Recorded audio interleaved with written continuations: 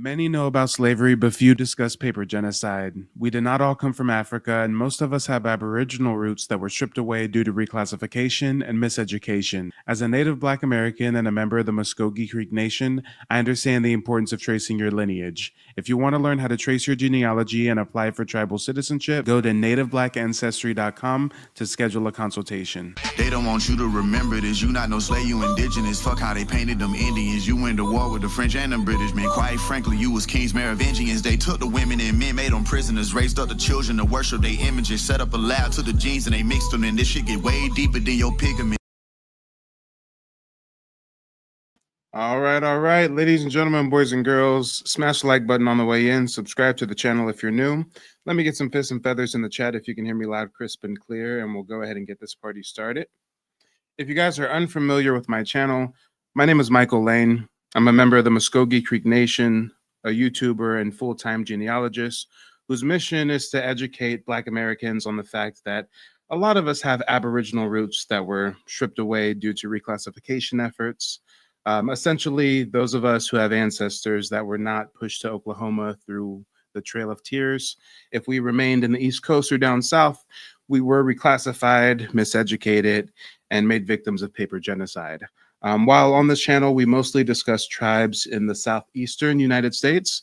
Considering I'm a California native and I've always had a personal interest in the Maidu tribe, I really jumped at the opportunity to be able to interview a Maidu native so that we can learn some of the differences and similarities between the tribes that we see on the East Coast versus the tribes we see on the West Coast. So without further ado, we're going to bring up today's honored guest, Mike Ramirez. If you can go ahead and introduce yourself. Hey Tanani. Yanka Khan, Mike Ramirez, Nikki Hescom, Koyankawe Madam, Wintun, Miwak, Yurak, Opa, Nichanan, Nick Bayi, Sacramento, California. So good afternoon. My name is Mike Ramirez. That was a traditional greeting in my language. That's how I would have introduced myself. That's how you would have met me for the first time for thousands of years. That's the protocol. So I am Concal Maidu, which is from the Sierra Nevadas, gold country, ground zero. I'm also Nisanan Maidu, which is right here in the Central Valley in the capital of California, in Sacramento, California, as well as Miwok, which is just south of that. So I represent this valley pretty well. And so I'm here today, honored to speak with you and to share a little bit about the West Coast history, some of the similarities and some of the differences. But as you were doing your introduction, it just dawned on me that the most predominant shared thing that we have is this struggle for identity, this need to be labeled, this need from outside people to label us and to understand what box we fit in. As a California native, we deal with something that probably is completely foreign to most people when they think about natives. That's federally recognized and non-federally recognized. I'm what's referred to as a landless Indian, or as I like to call myself, a wild Indian. See, in 1848 to 1850, in 2 years, 18 treaties were made up and down California with the original 210 tribes. Now, if you come to the West Coast and you look at one of the maps of California, we're always noted to be the highest and most diverse native population. We still hold that today. On the current map, you'll see, I believe, 103 state designated tribes, state acknowledged tribes, but that's down from the original 210 at treaty signing. And many of the tribes you'll see are actual creations of this new colonized way of life, this new thing called America. See, I always like to contend that I am older than America, that I am not Native American, I am not, with this term indigenous, though it is an accurate description, I am Koyankawe. I am a people that have been on this land for, scientists say, 38,000 years on the West Coast, living for the same way. We subsisted on the earth, things around us. We lived cooperatively with our neighbors, with our separate villages, and with our different tribes. And so before we get into this in depth, let's really just kind of break this down into some terms. So, like I said, there's federally recognized and non-federally recognized. And federally recognized are the ones you know. You know, the Apache, the Seminole, all those names where they have reservations, they have land. See, here in California, we are landless Indians. There are some federally recognized tribes. There's a Miwok tribe, which just is finding recognition, which is joining their brothers, their sisters. But there are still other tribes, other villages within their tribe that are not recognized. So there are Indians, natives, people, Miwok, who have a card that the federal government has deemed their stamp of approval. There are others, siblings, relatives to those people who, because of some legal structure, are not allowed to legally call themselves native peoples, Indians of that tribe.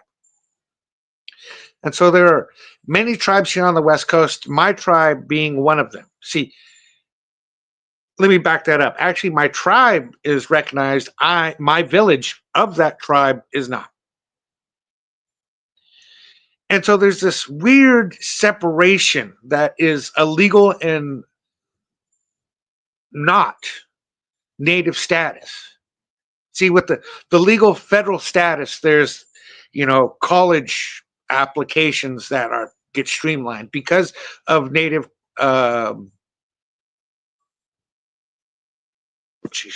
not just contracts, but of legal disputes in the past. And so one of the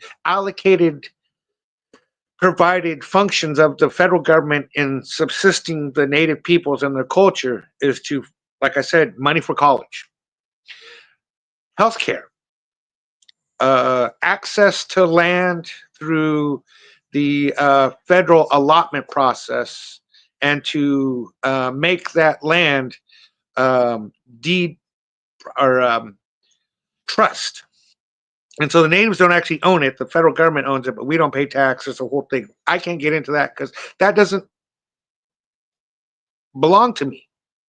See, like I said, I'm landless. And so where my people are from, where our village is underneath what is now called Lake Oroville. So there's this reservoir that was created. And in that creation, my village was flooded. And so part of the federal recognition is to have never left your ancestral homeland. And because we didn't develop gills and we didn't want to drown, we relinquished our ability to be federally recognized, to be legal Indians. And so it just so happens that that area that they flooded, the reason they flooded it was because they needed water to pan for gold. An exorbitant amount of gold was taken from my homeland. And so it was estimated that of my village, because of where it's located underneath Lake Oroville, because it produces electricity, because it produces power, because it produces money, that if my village was to be adopted as a federally recognized tribe, is to be given that right, that dignity, let's just call it what it is, that dignity to really be who you are. Though I don't need federal recognition to know who I am. But the money that would come to my people, not necessarily just from the Lake Oroville, the PG&E, but the gold, the minerals, the land around there that was sold, that was mutilated to create, at the time, what they called progress. Yeah, I love talking about this thing called progress because here it is, almost January, and it is, well, blue skies. It should be raining. It should be gray. This background behind me in my backyard here should be wet and should be winter, but it's not. And so these identity, these things we call ourselves at first was predicated, built upon where we were. See, you are where you're from. See, I call myself a Strawberry Valley band of Maidu because that's where my village was from. And that's what I always would have been associated with. But as I named off other tribes, you know that there are other lineages that I come from, other villages. And so now that you understand this criteria to be called an Indian, let me explain to you why I'm here today so special. See, my great-grandmother, Her name was Bertha Nye Norton. In 1998, when we thought she was 99, turns out she was 103. In 1998, she was named one of the founding mothers of Sacramento, the native grandmother of California, and then after she was gone, one of the 13 grandmothers of the world. She was born in 1895. We thought she was born in 1899. She was born in 1895 in our village, what is now called Wheatland, California, her village. So that's my dad's grandma, my great grandma, born in 1895. I associate myself with my mother's village, the Strawberry Valley Band, because that's where I get my Koyankawi roots. But my grandmother was Nisanan Maidu, and that's where I get that blood. And so we trace ourselves that way. And so understanding her story and why she was so important is vital to me, because when she was born, it was in our village. She had some contact. Her father, George Nye, give him his proper identity. He was in contact with visitors, we'll call them invaders. And so he thought being in their village, they were fine until 1905 came along. See, in 1905, 1907, some Indian catchers, as they were called, came along and took my great-grandmother, other children, from our village in Central Valley, California, all the way over to Carson City, Nevada. Now, see, that was very, very lucky for her that she wasn't taken that far, though she was taken over the Sierra Nevadas. And if anyone knows California history, the Donner Party is always mentioned and how just horrible the conditions were for them and how they had to supposedly turn to cannibalism. So, just a little odd piece of history. She, at 12 years old, decided to walk home from Carson City, Nevada to Wheatland, California, which is about 140 miles. Now, luckily, she had a friend with her, this young man, Wallace Burroughs, whose village was neighboring. They walked home at about 12 years old in 1907. Now, the reason that was so amazing, not only because she's 12, I mean, let's just be real, at 12 years old, are we even allowing our children to walk to the malls and shopping centers by themselves? At 12 years old, she walked 140 miles, took a couple weeks to get home. Now, see, in 1907, here in California, there was bounties on Native people. So now that we're there, let's rewind back to the crucial point that I want to talk about in 1850. See those 18 treaties that were made that should have guaranteed all the West Coast peoples their identity legally within the government's criteria of identity, were sent back east to Washington, D.C. And so lobbyists for the gold, the timber, and the Southern California agriculture, and the shipping too, the shipping out of the West Coast. 4 different lobbyist groups got the United States to not ratify those treaties. They took them, they put them in a red box, they tied a red ribbon around it. They passed a law saying under penalty of death, this red ribbon and box are not to be opened for 50 years, which is where we get the term red tape. Now, it was a common practice. They would bind envelopes with a red ribbon, which meant do not open. That was the original top secret. And so for 54 years, those treaties were hidden away. And in that time, California was established as a part of the Union. And so Peter Barnett, the first governor of California, passed a law called the Vagrant Indian Act. Hey, that's my relative there. Passed a law saying under the penalty of death. Oh, wait, no. Okay, the Senate passed that. Here in California, Peter Barnett created the Vagrant Indian Act. The Vagrant Indian Act made it legal to hunt, kill, capture men, women, and children, decapitate them, bring their heads to the state capitol where they would have been paid $5 for a man, $3 for a woman, $2 for a child. Now, this is 1850 to 1920. There's an office at the state capitol here in Sacramento, California. Hey, I know that basket. And so for years, 70 years, there was an office at the state capitol where you could walk in with one of my relatives' heads, be graciously received, offered money for those heads, a badge and a bag, and told to come back soon. Now, mind you, 1850, that's when you could buy like a dozen pickles for a nickel. When you could pay 2 bits, which is 25 cents, for a whiskey.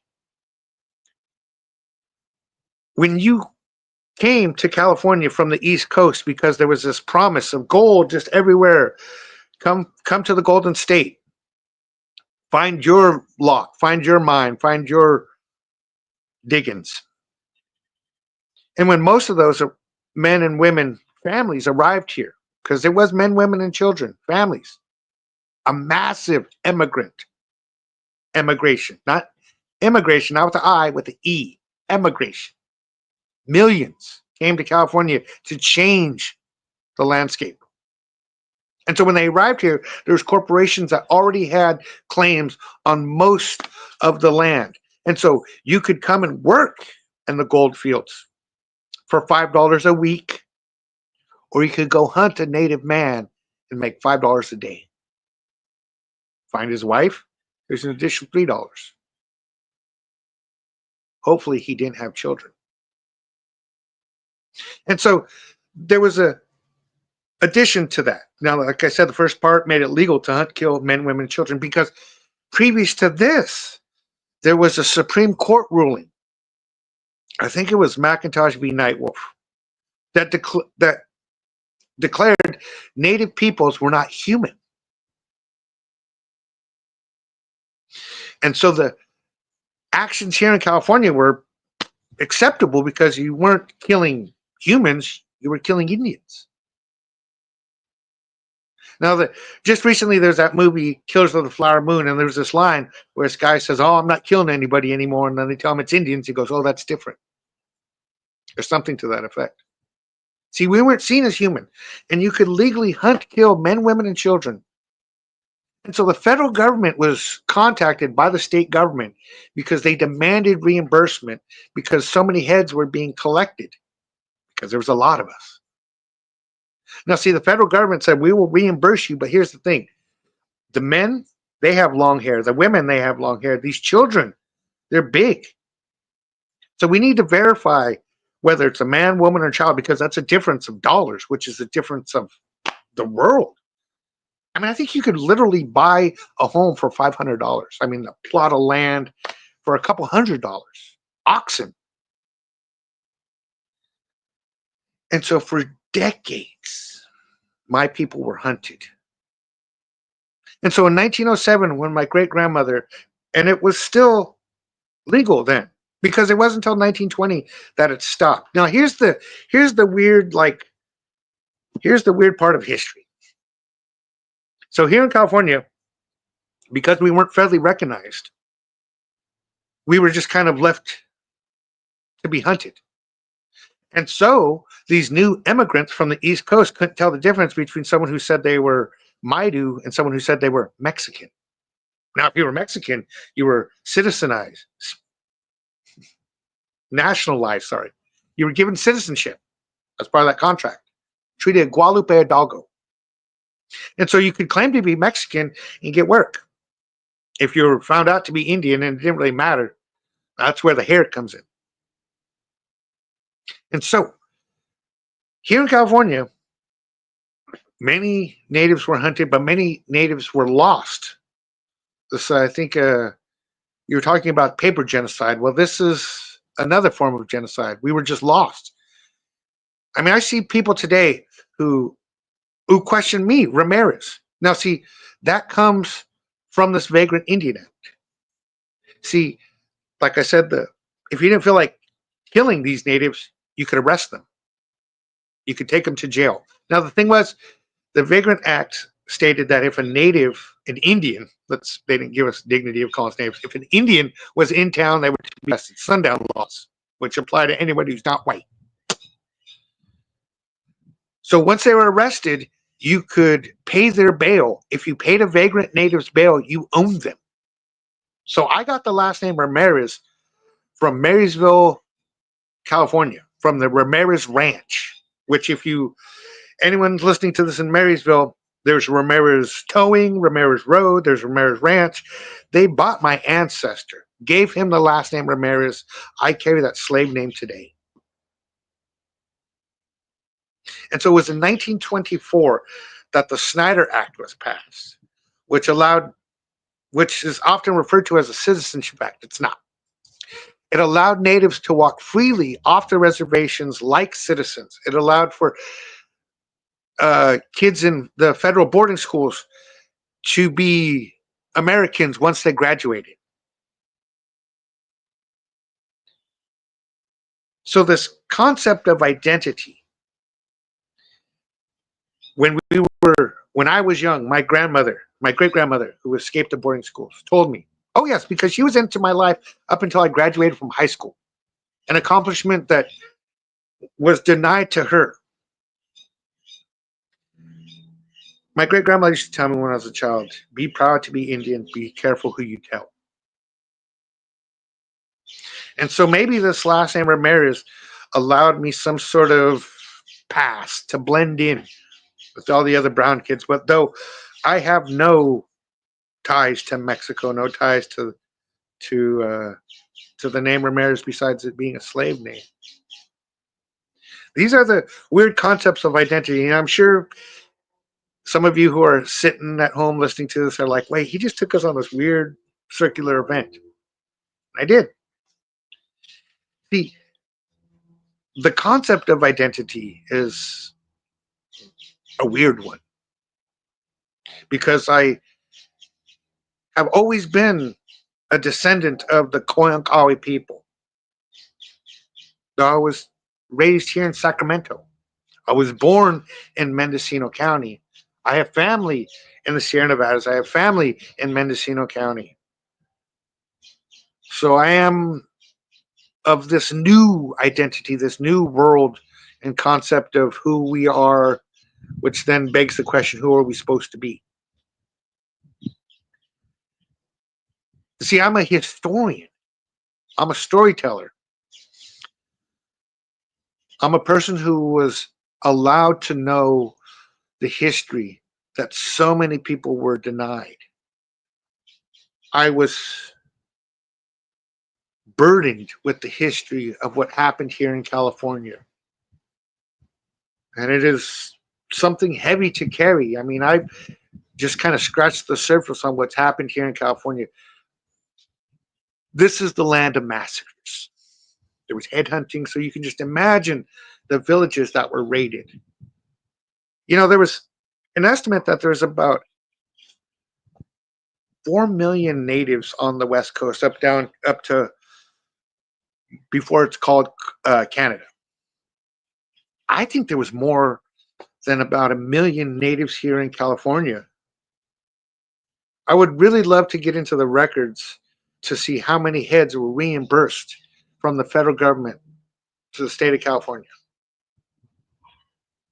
There's a paper trail of this. There's offices that were held for decades. There was accountants for those offices. There were government oversight. There were secretaries. There was hiring. There was firing. There was retirements. I mean, for decades, 70 years, 1850 to 1920, this went on.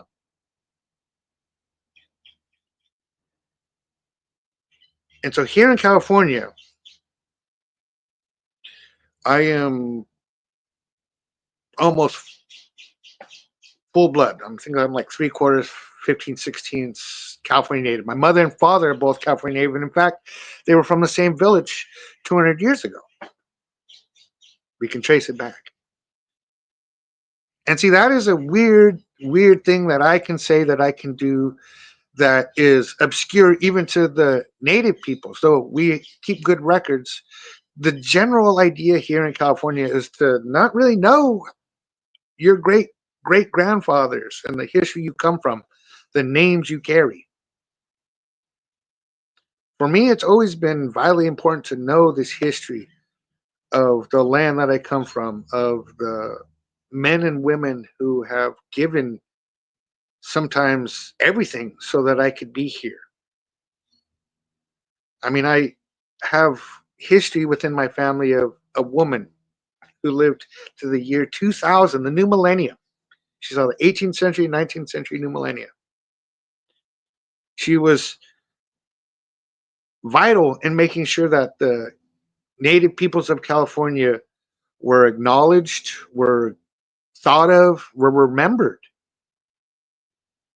And see, today I have the fortuitous opportunity to continue this legacy that she started, that her father started, that his mother started, that goes back and just keeping the history of ourselves, history of the people who have inhabited this land.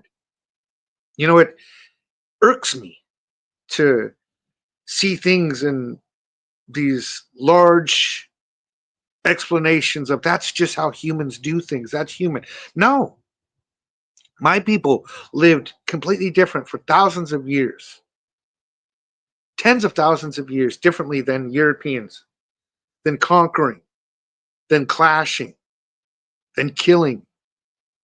Life was amazing to us. I mean, even in this modern world that we have with the explanations of zygotes and of in vitro fertilization, it is still just a miracle, this thing we call life. And it's the lack of appreciation for that spark that happens every day if you're lucky, for that spark that happens when we acknowledge who we were, who we can be, who we want to be, that these things are possible, that even though that there's this tragedy that happened here in California, that in some cases is still happening with this recognized, non-recognized, with these blood quantums, with these strict federal rules which are set up because they know what they did.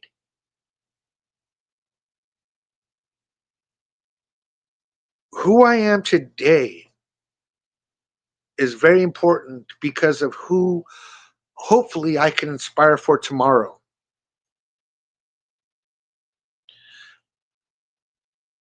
I didn't just understand the world because of the magical words and lessons that I gleaned from my family, from my mother's father, from my mother, from my great grandmother, from my father's side, from my father.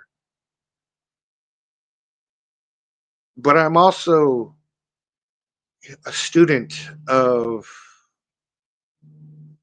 Baldwin and of uh, John Trudell and of Killer Mike, of intelligent people who have seen the world and experienced the world and want to tell their side of the story and explain the world from their point of view, because this thing we call society is built upon stories, is built upon people's interactions, is built upon our agreement that this is the way things are done. And so, like those few writers I mentioned before, Roxanne Dunbar Ortiz has been a great inspiration to me in this last decade. Howard Zinn, of course, you got to mention Zinn. But then there's Vine Deloria, Jack Norton, Done and Done with their native psychology, which there needs to be a second book. There needs to be a third book. Where we are today is because of the many beautiful, the many sad, the misunderstood happenings in our past.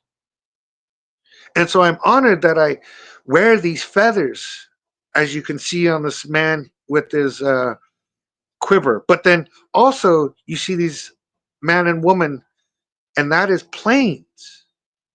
And so it's been my goal to explain to people the difference between Plains Indians and West Coast Indians, West Coast natives, West Coast indigenous, whatever we want to call ourselves, whatever we choose to be called. We didn't have headdresses here. We had flicker face bands. The women had these large hats. I believe the word is patsini. We were inspired to be good people because we saw the world around us and its natural processes. And we acknowledged those natural processes and we figured out how to maintain them while participating in them. It's a weird balance. And so I am the nephew of Linda Knoll, an amazing Concal Maidu poet, who's honestly, her poetry has taught me more about my history than many of these books I read. I am the son of Joyce Knoll, who helped create a native youth program here in California, in Sacramento, when she was a college student. I am the latest version of native resistance. But I guarantee you at 42, there's already established history after me of new historians. And so I'm at best just this part of this 1,000-year-old story. I have the ability, the glory, the privilege of being able to hear the stories, of learning the stories and memorizing them. There's a lot in here because of all those that came before me. See, my great-grandmother, she lived to 105, and I honestly believe is because she was very tied into the traditional world, into diet. Acorn, uti, as we would say, was 70% of our diet here on the West Coast. We ate a processed acorn that had to be gathered out of the tree green, stored for a year, and then after a year, they were cracked open, pounded into a flour. That poison, that tannic acid in it, would have been washed out. And then they would have boiled that acorn in a basket using hot rocks.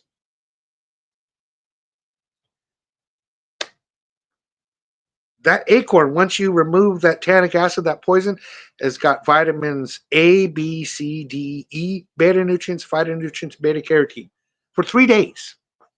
Then after 3 days, you got to do it all over again. And so with that diet coupled with salmon, now today salmon get the size of my arm. If you're listening to this, put out your arm. If you caught a big salmon, generally that's how big they get. If you find a big one. Really, they get the size of my forearm. Back with my great-grandmother in 1895, when she was still young, I think you could still find 6-foot salmon. You could in 1850. When I was working at the Indian Museum, I found this picture, and I tried to get it to demonstrate this. There's this picture of this woman, and she's holding a salmon. The head is above her head. The tail is curled at the bottom. She's said to be 5'7". These massive salmon with this nutrient-rich acorn allowed men, women, and children to live very long lives. Men, I think, averaged 90, women 120. That was average.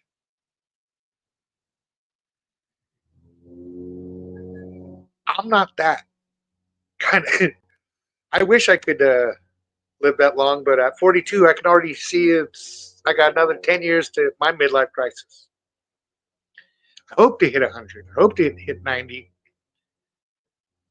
But see, some of us don't have that old magic like they did.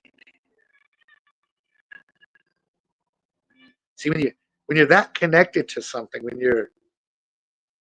you understand something that was thousands of years old, you're allowed this beautiful long life. I wish my diet was better. I know I'm in control of it, but and it's the world we live in today. I guess you can say it's just convenience, but really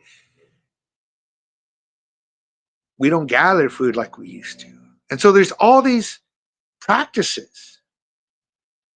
And so all the world that we knew, all the world that we had at our hands was because of the world that we had helped maintain.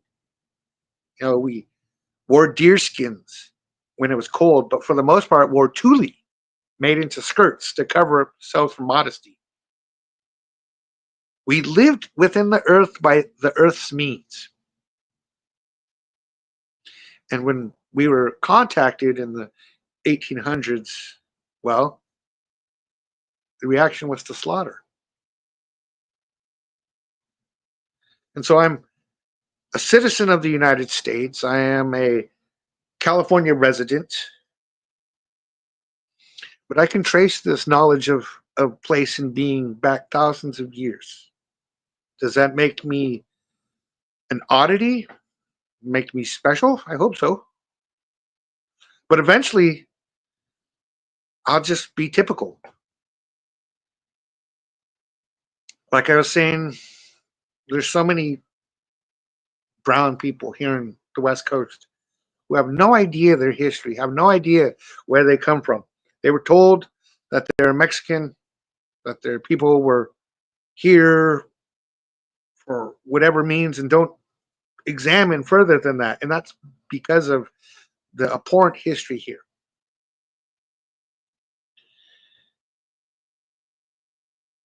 And so I don't know if there's anything else you wanted to talk about. If there was something else we could mention, this was kind of my topic I wanted to really delve into, was this, concept of identity. And so there's all these other questions that I didn't mention, and well, let's mention them now. So are we the descendants? Are we the living memory? Are we the heritage continuers? Are we the carriers of knowledge? Are we the traumatized few?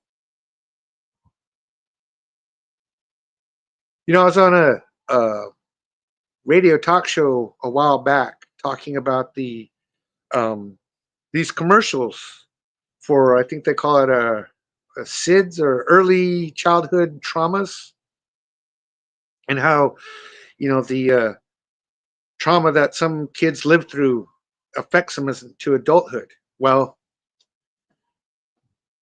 natives have been dealing with that for at least 100 years here on the West Coast, 150 years on the west portion, 400 years on this continent.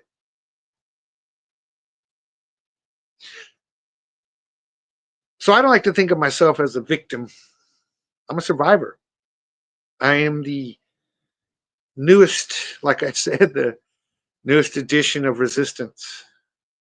Or actually, at 42, I think I'm the previous model. There's some 20-year-olds or some 30-year-olds who are probably taking what my generation did, building off that, like I did before me. And so are we the history keepers? Are we the teachers? See, we are all these things. That's the thing. We are students. We are teachers. We are the example.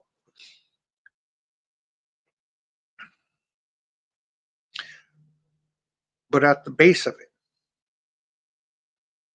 we are the living memory of this land. And it's important to carry that on. And so, like I said, so that's my my soapbox thing. If anybody has any questions, Mike, if you had any topics you wanted to speak of, any questions that you had and would like to be answered. Yeah, for sure. Well, thank you so much for sharing the rich history and culture of your people. You definitely already touched on a lot of questions that I had prepared, but there are some things that I do want to ask you. And if there's anybody watching in the chat who'd like to ask any questions as well, go ahead and post them in the chat, and we'll get to them one by one. But the first question that I've got for you is can you give us kind of like a timeline of the Maidu throughout the centuries? I know that you touched on different points in history, such as the California Gold Rush, the treaties in 1850 that were broken, the Vagrancy Acts that I believe in my research were also known as the Greaser Acts, um, as well as other reclassification efforts. But if you were to take it back to your earliest remembrance as far as your tribe's oral tradition, where does that story start for you guys, and then how does that story kind of evolve throughout the centuries? Well, um, we have our creation stories, of course, the earth coming about, and then we have our stories of people coming about. And I actually, in February, I'll be in Marysville doing storytelling and telling this exact story I'm about to get into right now. Those are the little just crib notes here. So we believe that the world maker, however long ago, called all the animals together and proposed this new creature, this new two-legged creature.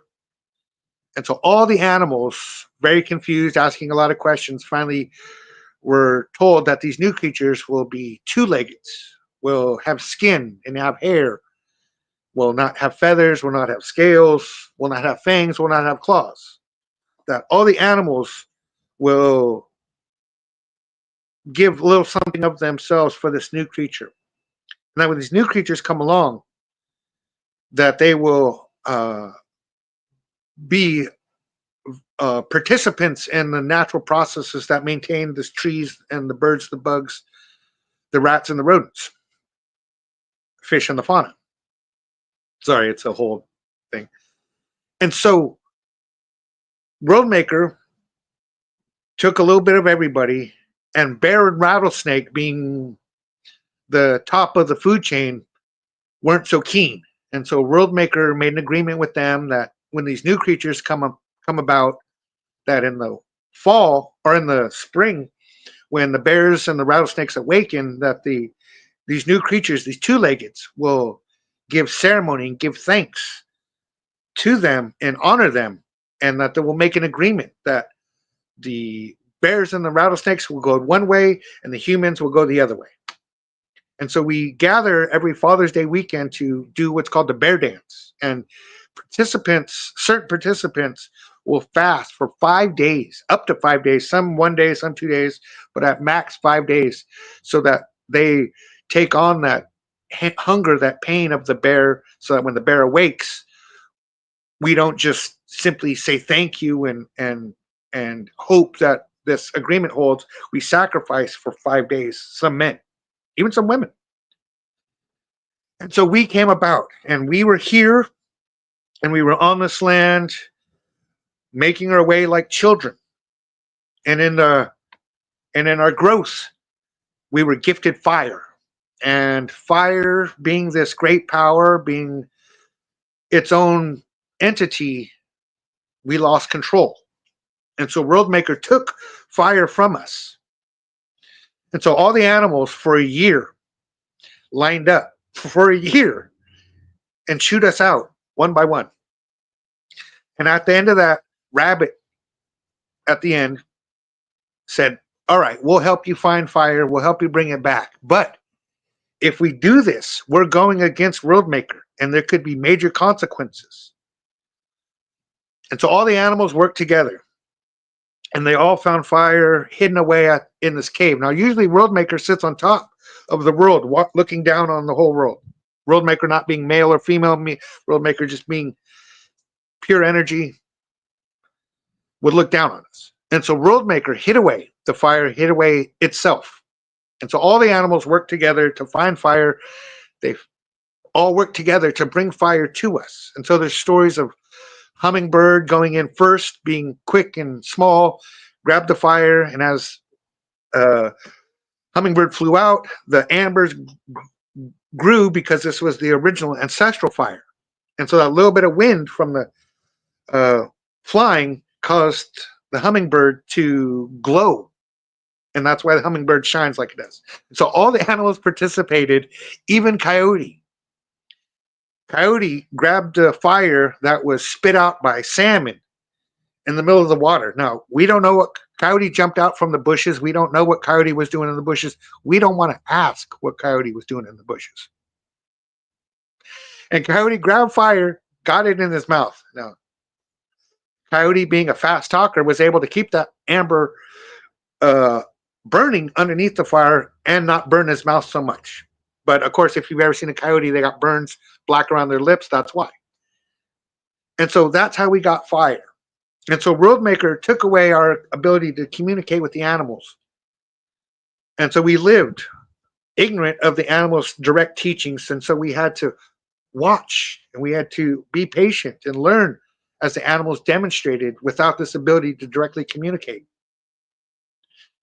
And so we lived together in peace with one another. Once our villages got too big, we created other villages. We subsisted, like I said, on acorn and salmon. I figured that we saw all these animals. Maybe when we talked, they taught us how to process the acorns. And so the humans, in my area at least. Now up north, there's big talk of abalone and dantillion. But here in my country, we talked of acorn. And so when the salmon would come in, we would corral them so that all these massive salmon would have been stuck within a certain area for 10 days. And so for 10 days, everybody in the village from 5 to 105 could come down and get a year's supply or a season's supply of salmon.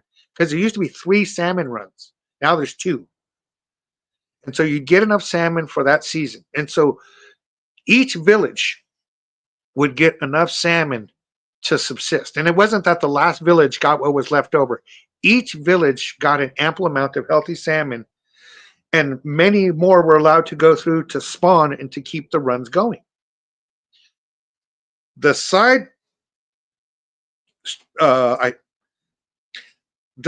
as they would come through, the weak and wounded ones, because salmon, born here fresh, change into saltwater, go out to the ocean, then come back. So those salmon, when they would come back, weak and wounded, some of them couldn't make it all the way. And so the tribes, anywhere there's salmon on the West Coast, this was up north, Central Valley, maybe even down south. I don't know officially down south, but I can presume, would have tributaries so that the weak and wounded salmon could spawn or could pool away from the villages, away from the banks. That way it didn't draw bears, hawks, eagles, predators. So they would create predatory pools for the weak and wounded salmon so that the bears, salmon, all those wouldn't have direct contact or competition with the humans. Smart.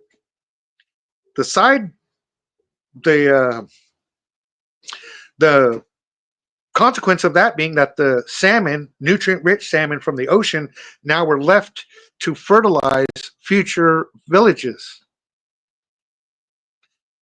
And so we practiced that. The concept of raising your fist to a human being was seen as a mental, spiritual sickness. So there was no such thing as fighting.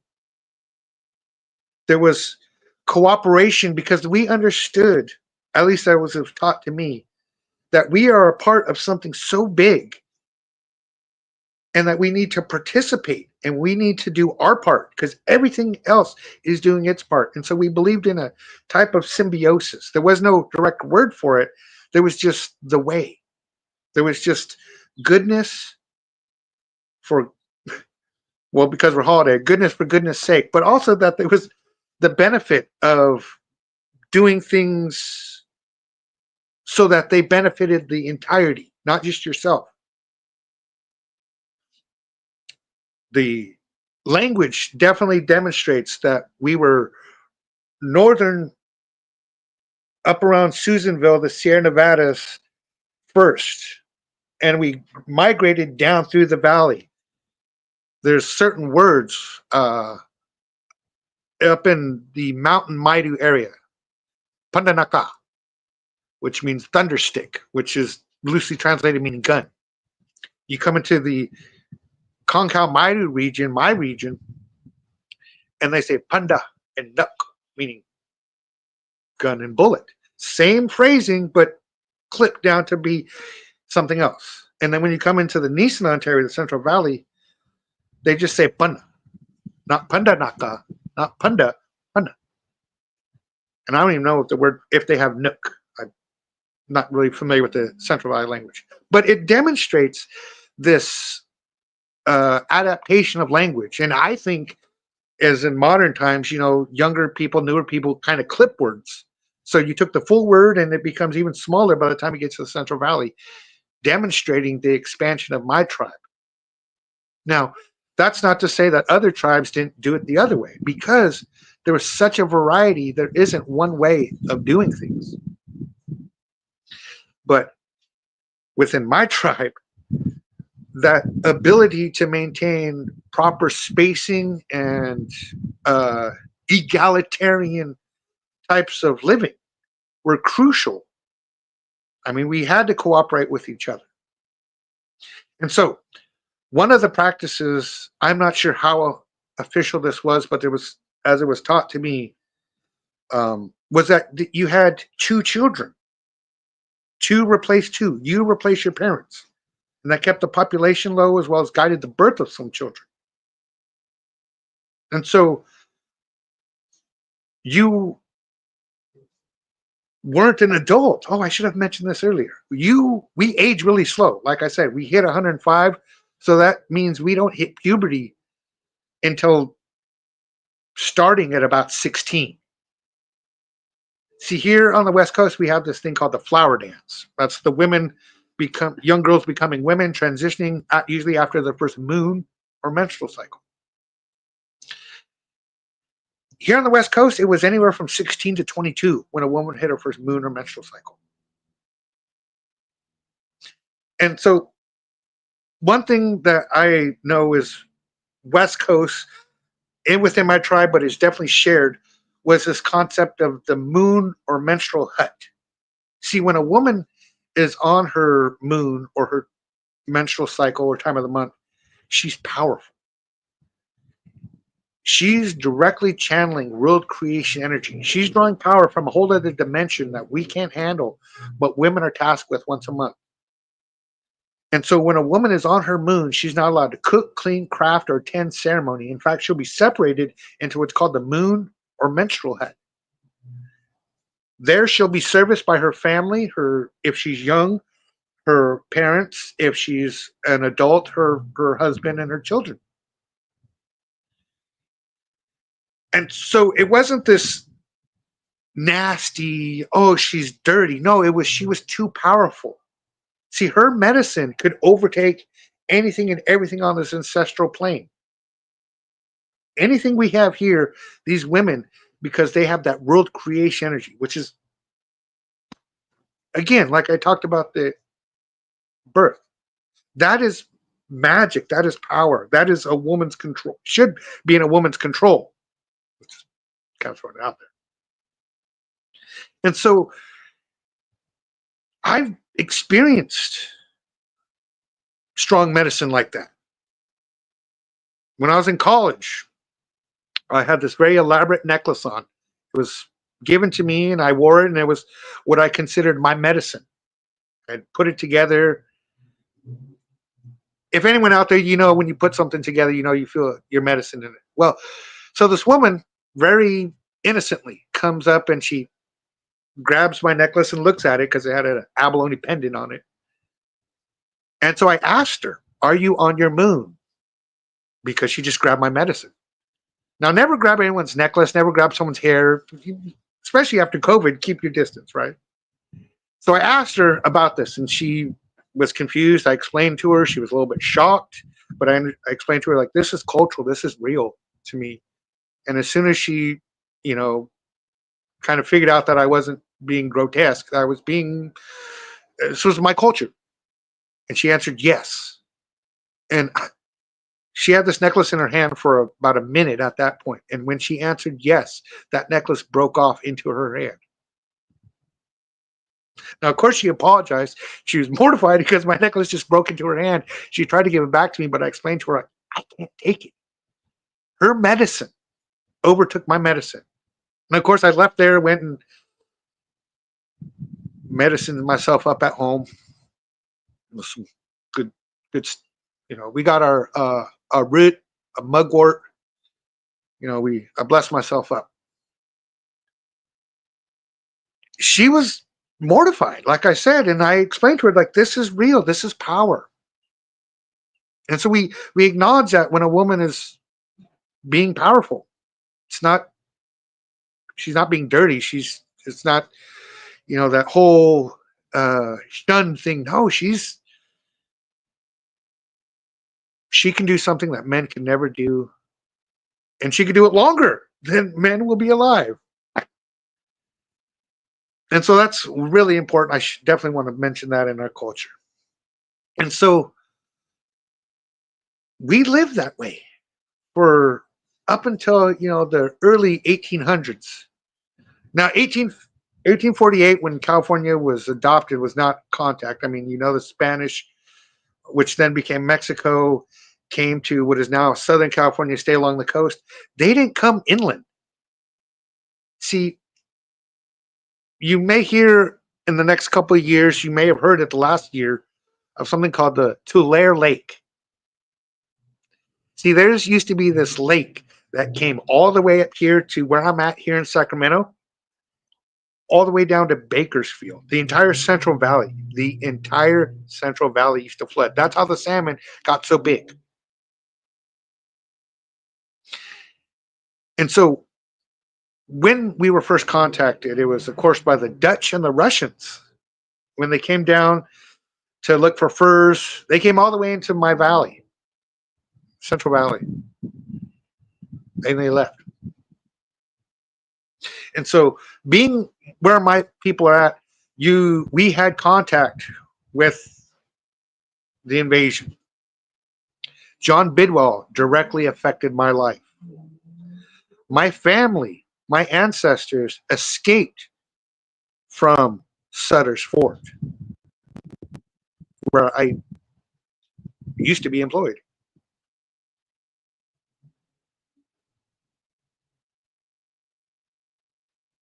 We have lived, you know, cohesively, maintaining our family. Though, like I said, in the 1880s, 1860s, I should have looked that up. The Oroville Reservoir was created, and that's when my family was flooded out of our village. And so those that didn't flood, that didn't drown, were gathered up in Chico. Now, there was something like 3,000. They say 3,000. I think it's something like 13,000, though. Thousands of natives were gathered in Chico and marched from Chico over to Round Valley. It's called the Nome Colt Walk. Now, luckily, my family, my village peoples broke off early and made their way back home. But many were killed along the way. And one of the stated government established orders was to be creative, to save bullets.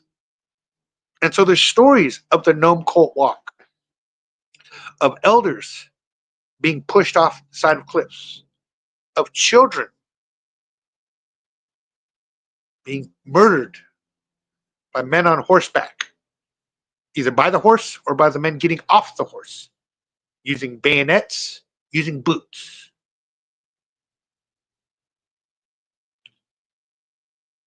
Those that came back to what is now Oroville, Yuba City. There's about 300. They were given the second smallest per capita land grant in history. Now I don't know the number one, but it's something in the Midwest. I think like 30,000 natives were given like 5 acres. Strawberry Valley was given a quarter acre to 300 people. About 20 families, 20, 30 families had to share a quarter acre. Now it was taken away. And so, like I said, landless Indian. So I have no place, my reservation. I have no place to establish my residency besides where I establish my residency when I move.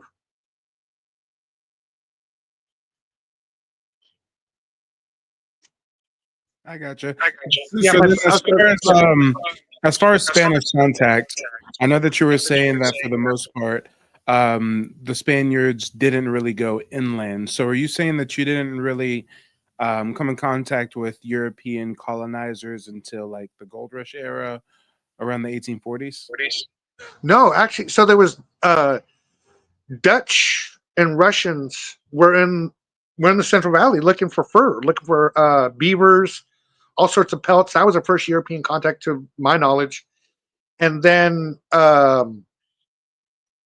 Mexican scouts, I think, were the second European contact, but they were, like I said, they're Mexican scouts, because like when Spain had Mexico had Baja California, they couldn't come inland. The valley, like I said, was flooded. If they would go along the coast, and then if they tried to go along the mountain range, they were met by starting in like the 1860s, Juan Jesus, and then Juan Cabrero.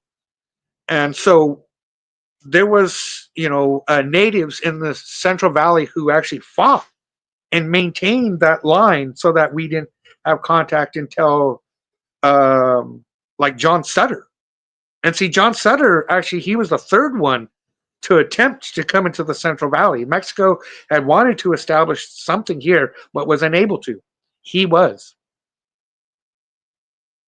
And in fact, Sutter had the reason he was successful was because of his Hawaiian slaves. See, at that time, all sorts of different California history. So at that time, the United States, who didn't have the West Coast, were in Hawaii. They were depopulating Hawaii, taking natives off the island, bringing in Dole, Del Monte personnel, white people. And so those natives that they would transport out of Hawaii, would have been dropped off here in the Central Valley, in basically Sacramento. So the Miwok people south of where I'm at now have a strong phenotypical Polynesian look to them. It's curly hair, broad shoulders. You would almost think they were Hawaiian, and they probably, because they have those Polynesian ancestry in them. And so Sutter, when he arrived here, allowed his natives, his Hawaiian, to attempt to find his family who had been displaced. And so when the Hawaiians, who weren't scared of nature, went out into the woods to try and find their families, Sutter's scouts followed them. And so when the Hawaiians eventually made contact, maybe not even with their family, because I've never actually read anything that said these Hawaiian people met their relatives, but just made contact with other natives. Because at that time, when the Americans were coming into California, literally sailing into Sacramento, throwing Hawaiians over the side, the Miwoks and the Maidu people would find them and take them in. And so I don't know if any of these Sutter's Hawaiians ever found his family, but he did find other natives. Sutter scouts went into those villages, took the children, told the parents, you can have your children back once you build my fort. And so you'll read in history that Sutter paid his Indians, that he paid them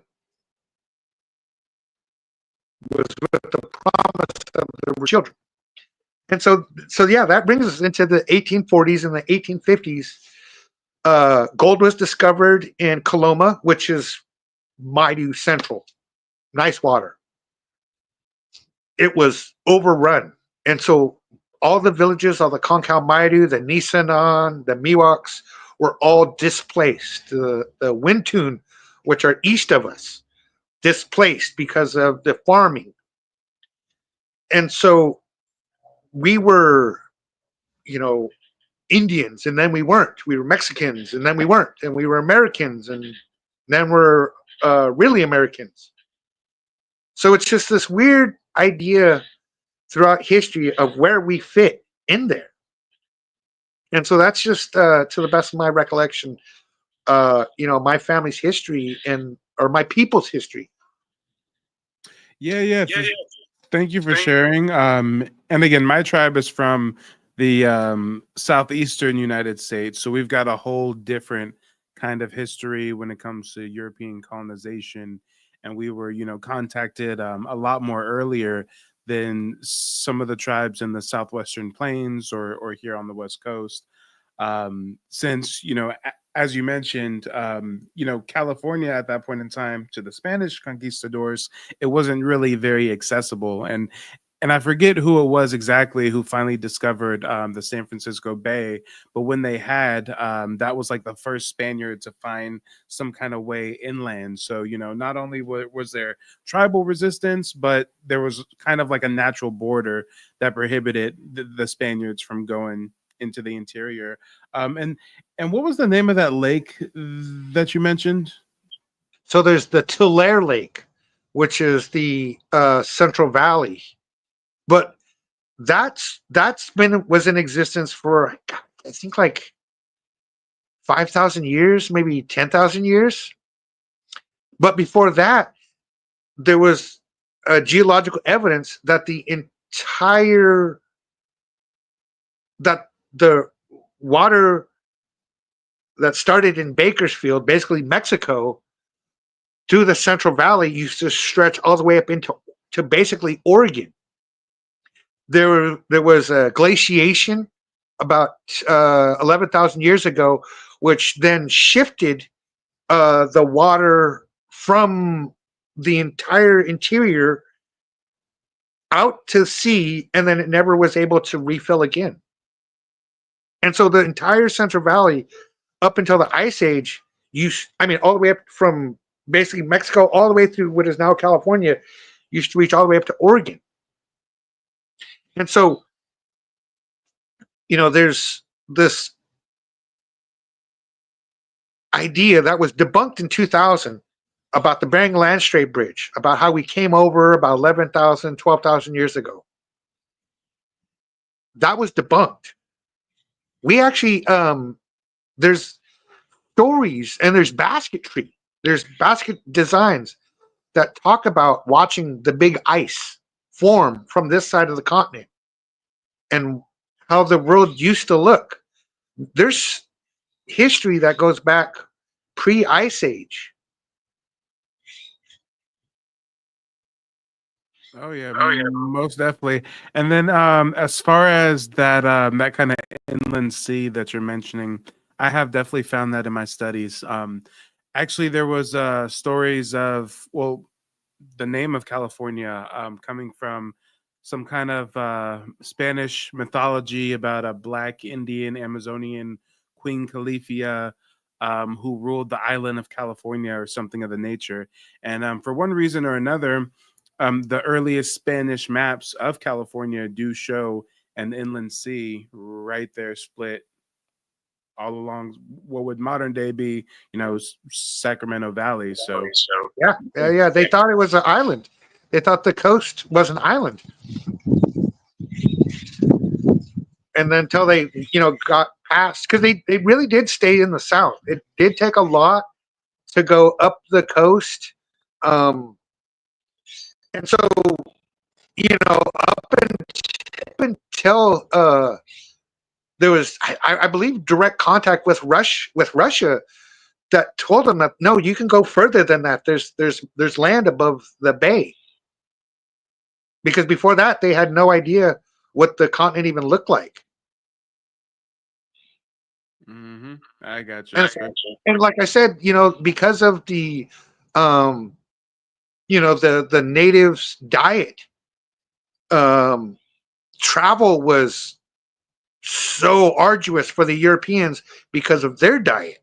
They didn't eat fish like we did. They didn't eat, shellfish and things like that. That was the higher, in England, only the peasants ate oysters and things like that. And so they, saw this as when the natives eating this stuff was like, oh, that's beneath us. And so they wouldn't eat the fruits and the vegetables. And so to go that far from their land base, from their literal base, their supply chain, created such a difficulty for them. So that actually saved California from being contacted a lot sooner. Okay, I got you. Yeah, it makes sense. Makes sense. And then the next question I have for you is if you can kind of explain in greater detail what federal recognition would mean for the Maidu people, and if that's something that you guys are actively fighting for. My tribe is federally recognized, and I do hear kind of different proponents on opposite ends of the spectrum. Some who identify that, hey, us indigenous people shouldn't have to have some kind of card to prove who we are. But then there's those who recognize the real tangible benefits to having land and having access to resources. So, coming from a tribe who's not federally recognized, is this something that you guys are actively seeking out? And if so, can you explain some of the means or some of the steps that your tribe is currently taking? Well, first and foremost, let me. I'm still. I think I'm muted. There we go. So first, let me explain the application process. So first and foremost, it's $250,000. That's just to be seen and to apply. Once you get past that, you have to have 102 of your people. All 102 have to have 51% or higher California native blood quantum. Now, natives, horses, and dogs are the only creatures that have a legal blood quantum. So that's kind of the thing that really it makes it dehumanizing, was that you have to quantify your native. And so the federal government actually has their own records of native peoples going back for, at least in my family, they have records going back to 1840. Now, California wasn't part of the United States until 1850. In 1840, this was still Mexico. Somehow they have records of my people going back to 1840. That's the federal record start up to me. So through my mother and my father, I am 15/16 California native, 3/4 just about.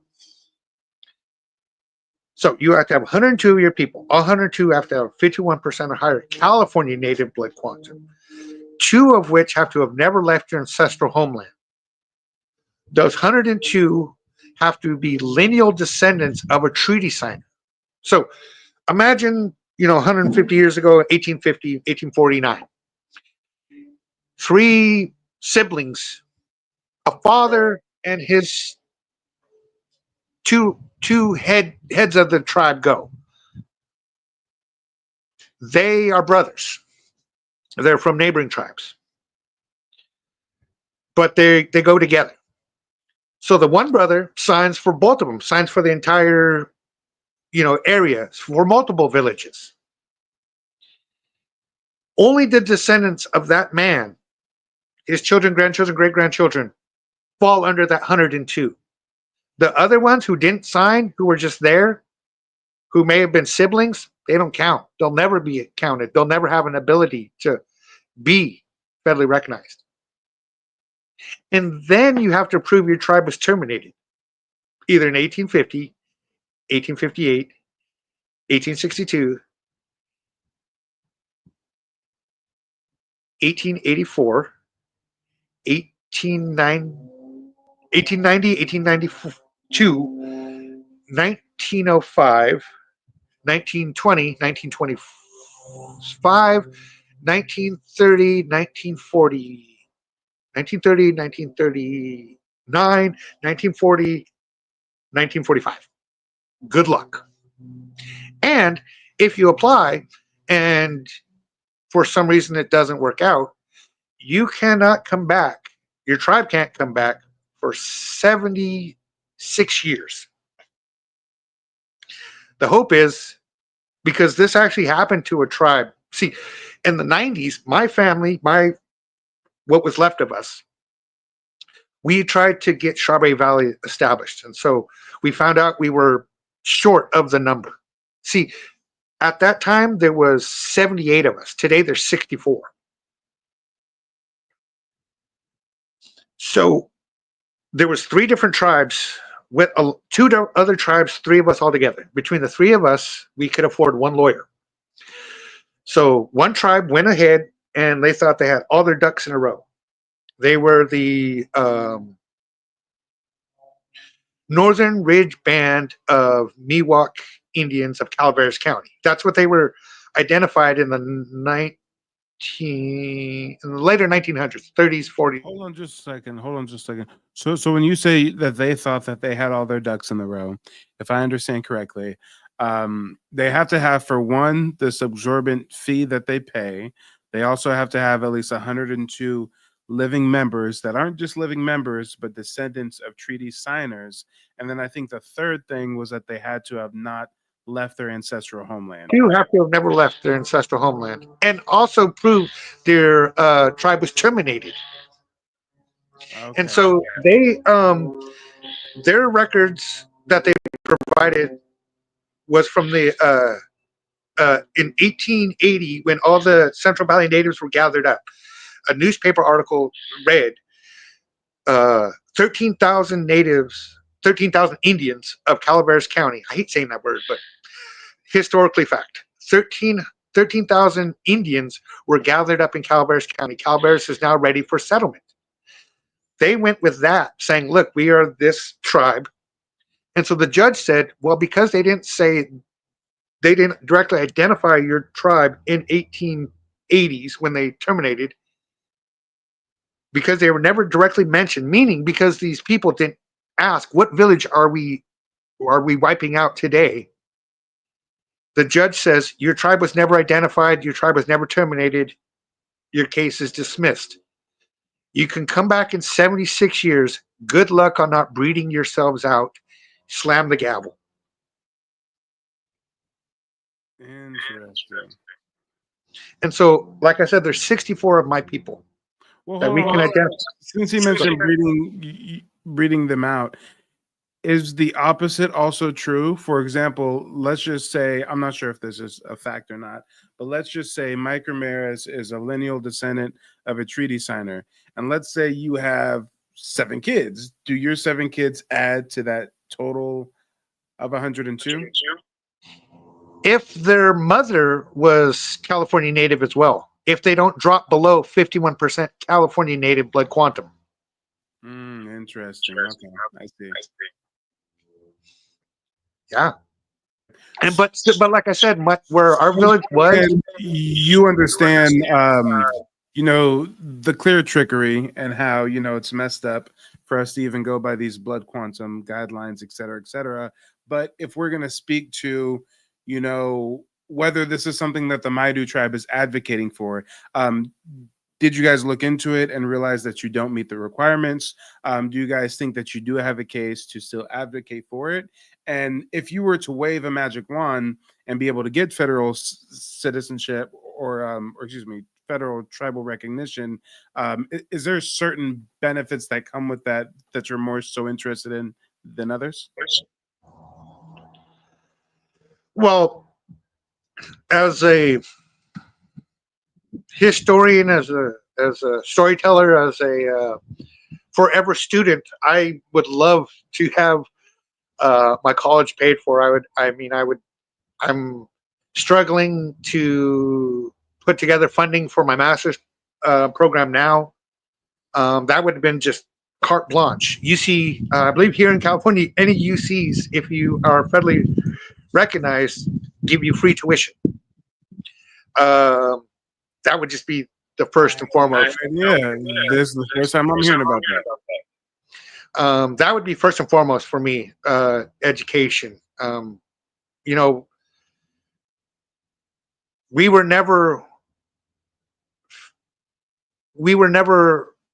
men and women with spears and bows and arrows pointed away. We always were diplomatic. And so, you know, there are fights, physical fights to be had, but there are intellectual, government, paperwork fights.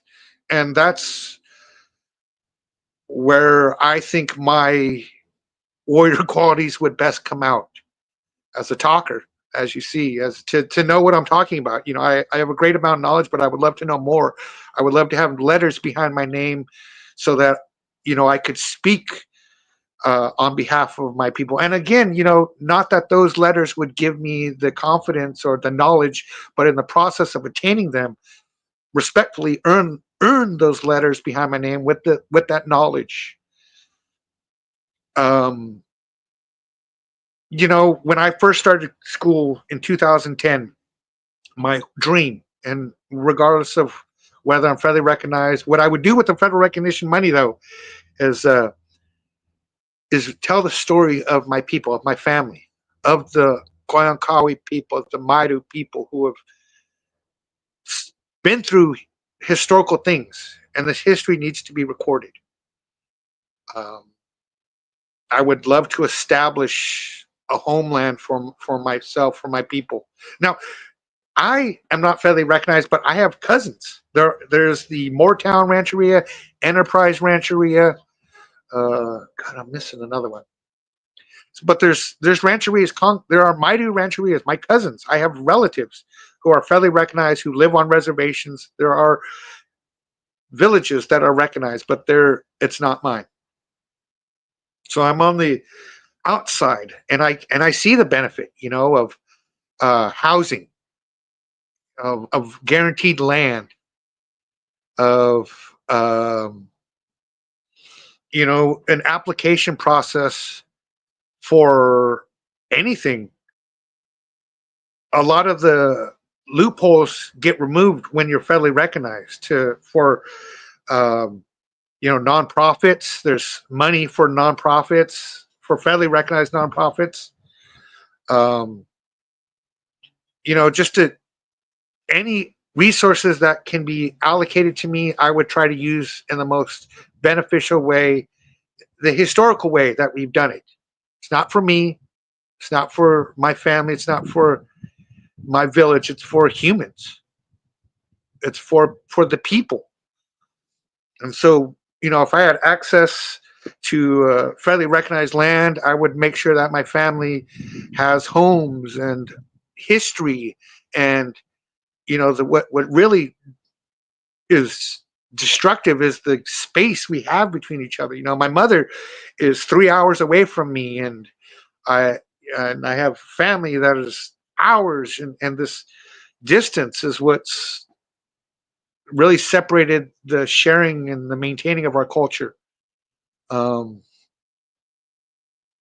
mean, there's programs that would you know, fix up my grandfather's house. You know, we could get native kids from back east to come out here, and while they're going through their engineering program or their carpentry, they come and build houses for natives. We could be part of that. We could create one of those here in California. I could go in front of a government body and not just say I am this person who is of no affiliation. I could stand proudly with my family's name legally recognized. It's there, but to have it acknowledged on a federal level to say that we are here. Like I said, you give me the tool and I'll I'll figure out how to use it properly. Try not to be selfish about it. Yeah. And that's just, what we have to do. Every the struggle is what taught us how to survive, how to adapt. But I would love to have real federal medical coverage. There's a place here in Sacramento called the Sacramento Native American Health Center, which I cannot go to because I'm not federally recognized. There are things that are denied from me because I'm not federally recognized. Because am native, I can't get other things. Like my insurance is all weird. Uh, I mean, just I fall into some weird status of existing but not being applicable, if that makes any sense. Yeah, no, that makes a lot of sense, and I know exactly what you're talking about. And you're actually educating me on some of the benefits awarded to federally recognized Indians because I didn't even know about the free tuition thing in California. In more recent times, I've used some of the like free healthcare, free dental benefits. I recently just moved out to Oklahoma from Sacramento like a month or so ago. But right before I left Sacramento, I visited the Indian clinic in Auburn. I think it's called Chapaday. So yeah, I was able to visit that place and stuff. So there are some benefits that I've been able to utilize, and that I definitely try to wake people up about because for one, you don't even know if you have that lineage or have ties to certain tribes until you trace your genealogy, unless your family has just maintained that oral tradition and there hasn't been any like break in the history or anything like that. And when it comes to federal recognition, it's kind of like a deal with the devil because on the one hand, my tribe and tribes in my ancestral area of the southeastern United States, they got federal recognition in exchange for giving up their ancestral homeland and walking the Trail of Tears to Oklahoma. So it's like, yeah, some of us have casinos and have some benefits and stuff, but we kind of had to give up the greatest thing that's near and dear to us, which is our ancestral homeland. So it's kind of a very complicated thing, and that's why I became a full-time genealogist because if I would have had my citizenship before 2021, if I would have had it all my life or even in high school, and I would have known, like Mike's mentioning, hey, you guys get free tuition if you're part of a federally recognized tribe. Well, that would have changed the course of my life and the opportunities available to me. So, that kind of goes back to why I think tracing, everyone's heritage is so important. Yeah, I mean, every year, and I definitely recommend when you're in Sacramento, the last Friday in September, to come down to the state capitol. It's California Indian Day, and you'll see all the flags from the recognized tribes here in California. There's a lot of them.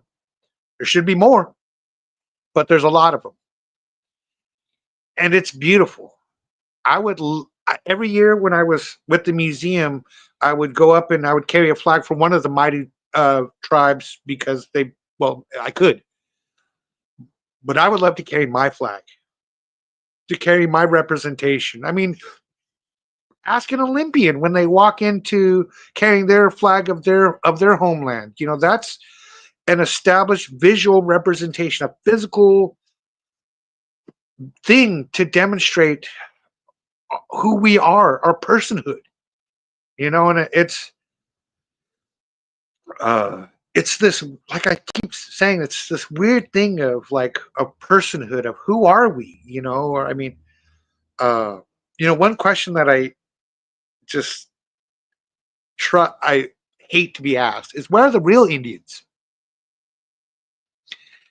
As if, we didn't evolve past, feathers and skins. Like we weren't forced to, and that begs the question, like we weren't allowed to maintain. We were forced into this new way of life at the expense of sometimes our humanity, our mental, physical, spiritual, sexual well-being. We are here today figuring out who we are like everybody else in this world. I have the added benefit of knowing my ancestral homeland, of being able to touch base on where my people have ventured for thousands of years. But I also have the, the added burden of having to ask the landowner, to ask the federal government if I can go and visit where my people have been for thousands of years. I have to carry my state parks badge just to go up and gather our sacred materials that we've been gathering in secret. It's a different way of life. Or I could just give that up. And see, that is not, I personally don't see that as an option, is to just give up the ways to, assimilate. I don't assimilate, I adapt. I Mhm. I can't, though it's been, a couple years since I put my feathers on routinely to go out and do ceremony, I will pick them back up. I will. They're not. My feathers are not down forever. We are continuously adapting to this world around us, um, and figuring out who we are, where we fit in this, but also to not let go of our history, of where we came from. It's all.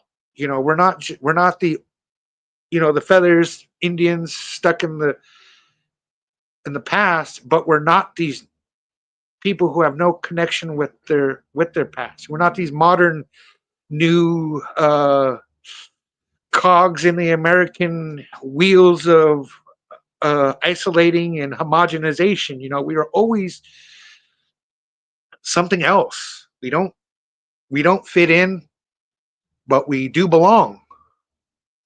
I don't know if that Oh makes yeah, any no, sense. very true, very true. And actually, that brings me to a question I have. Can you explain to my audience the land back movement? Because I know that although your tribe is not federally recognized, you were able to secure some of your land back from the government, right? Yes, yes. So I mean, it's as pretty much as the name implies. The proper maintenance of this land has been done by the peoples for thousands of years because of learned observations from learned experiences.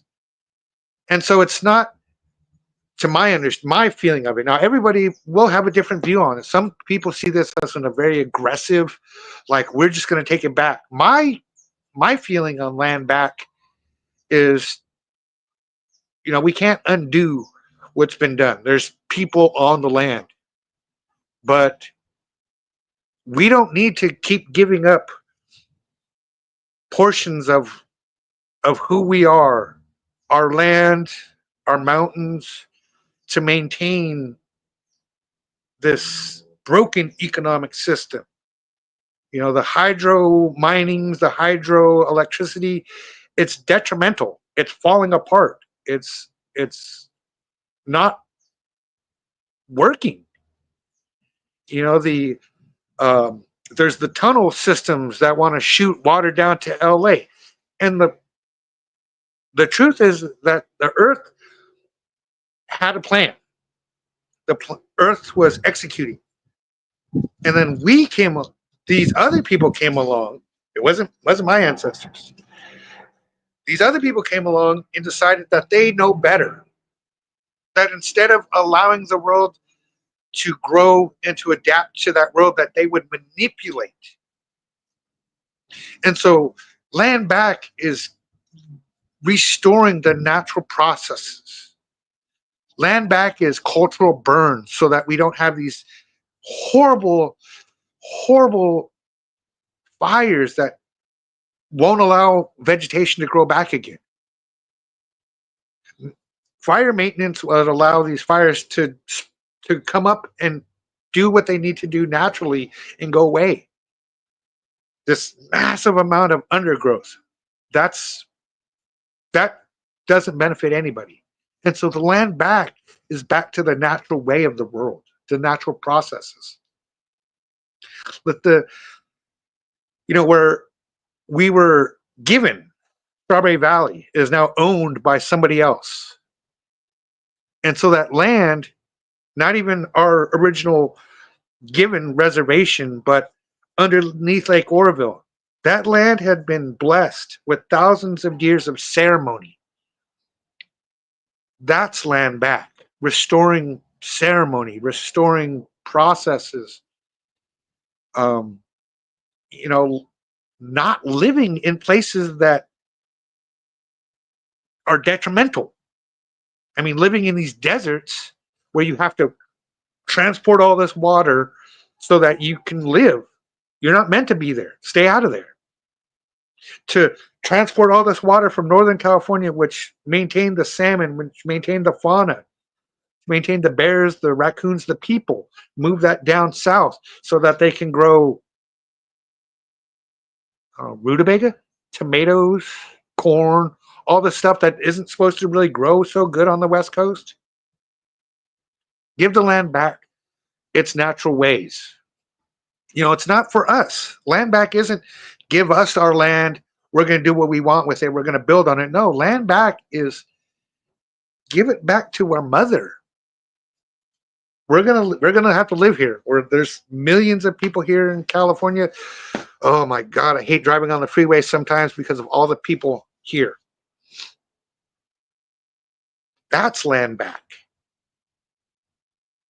Not everybody living in such confined spaces, these large spaces, because they have to, what? They have to be close to resources, be close to Walmart, be close to, now, don't get me wrong, I am a huge fan of Costco. But do we need, I think there's like, what, 5 Costco's here in Sacramento? Oh, yeah. There's quite a few. And, there's, and see, the crux for me, and I don't think this has been mentioned, but the crux of land back is self-sacrifice. We don't need all of this stuff we have. We don't need 2 houses. We don't need a summer home. We don't need a winter home. We don't need our vacation home in Tahoe. Because all those houses, all those people are messing with the bears. All those bears are messing with the people. And this creates an imbalance. Land back is acknowledging that the original practitioners know what they were doing. We want to maintain the world, not just for us, for future generations. See, John Trudell said, to destroy the earth is arrogant. The earth is thousands, millions of years, billions of years older than us. It was here before us. It'll be here after us. All we're just doing is destroying our capability to survive. And so land back is just recognizing that we want to survive. That the way it's been done for the last 200 years here on the West Coast, 500 years here on this continent, you go back 2,000 years ago before they got on boats, and how they destroyed their land, destroyed their connections, how they fought over resources. Land back is saying that California, America, has only been manipulated for like 500 years irresponsibly. Let's stop doing the irresponsible thing and be conscious of what we're doing, of why we're doing it, of the benefits. See, it astounds me that things are metered by how much money they bring in, not by how beneficial they'll be to humans, how beneficial it'll be to a community. Benefit is propagated on profit. And so land back is acknowledging that profit isn't the crux of what we need to go forward. Oh yeah, I totally agree. And as far as the land back movement, I think it's very important how you mentioned that the indigenous tribes were the stewards of the land. Being a California native myself, and when I say California native, I just mean born and raised. My tribe's from Alabama, Florida, before we got pushed to Oklahoma. But being from California, we know very well about our annual wildfires. But for people on the East Coast or in the Midwest who just hear about these fires every year and wonder, like, why can't California just get it together? Well, the indigenous tribes actually cultivated the land. They like cleared out certain, dead brush and kind of the entire like areas that we would view as national forests or even the Sierra Nevadas. Like these were really huge gardens for the indigenous people, and without their constant pruning and caretaking, then we would have what we have right now, which is constant fires and massive loss of life.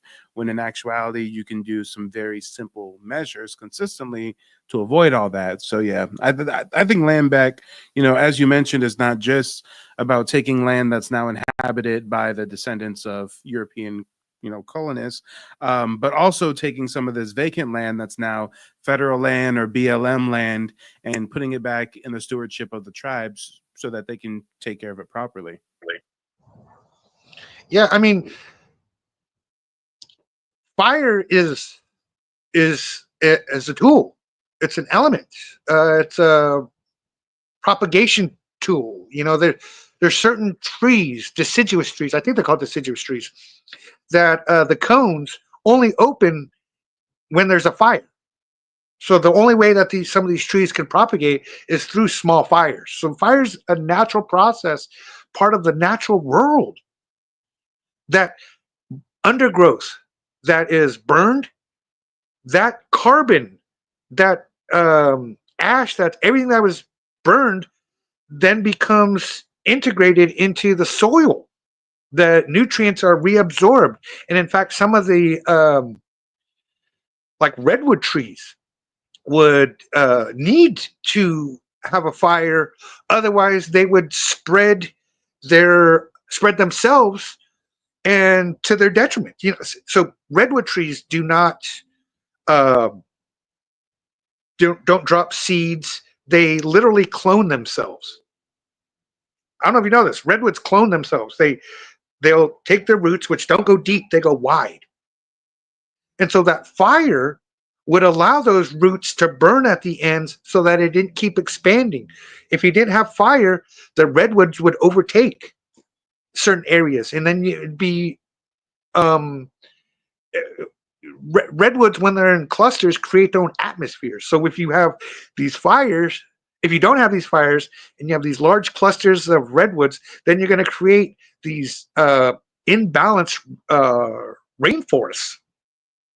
I mean, it's balance. I mean, that the source of the world is that balance, and fire had its place. And for 50 years, 60, 70, gosh, time flies. For many years, many decades, fire bad. Smokey the Bandit, only you can prevent forest fires. And so we have these generations of undergrowth, which again is detrimental to the animals because then they can't move. The soil doesn't get, sometimes all that growth molds and it'll start to kill trees. May even create a new blight. It's the natural world is powerful, and the quicker we get back to acknowledging the power that has been exercised upon us, the less pain we will feel in the back end when nature does whip around. It's just science. Definitely. And then more specifically, do you know what process your tribe went through to secure that land back? I'm not sure if they got it from PG&E or if it was a governmental entity. So it's PG&E, and this was up in Northern California on I can't think of the name of it right off the top of my head. Up Lake Amador, right off Lake Amador, Humbug Valley. So PG&E got in trouble for a forest fire, and so they had to divest some of the land. And so they had an open forum. What does the community think we should do with this? Because I think it used to be a campsite. What are we going to do with this land now that it's being returned? Well, since PG&E's got to divest it, what are they going to do with it?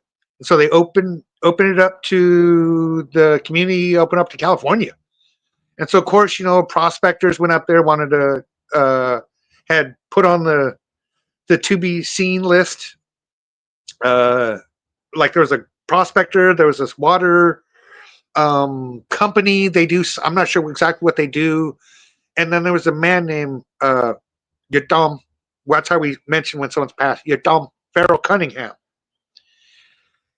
He's an amazing linguist, historian, all around just awesome fella.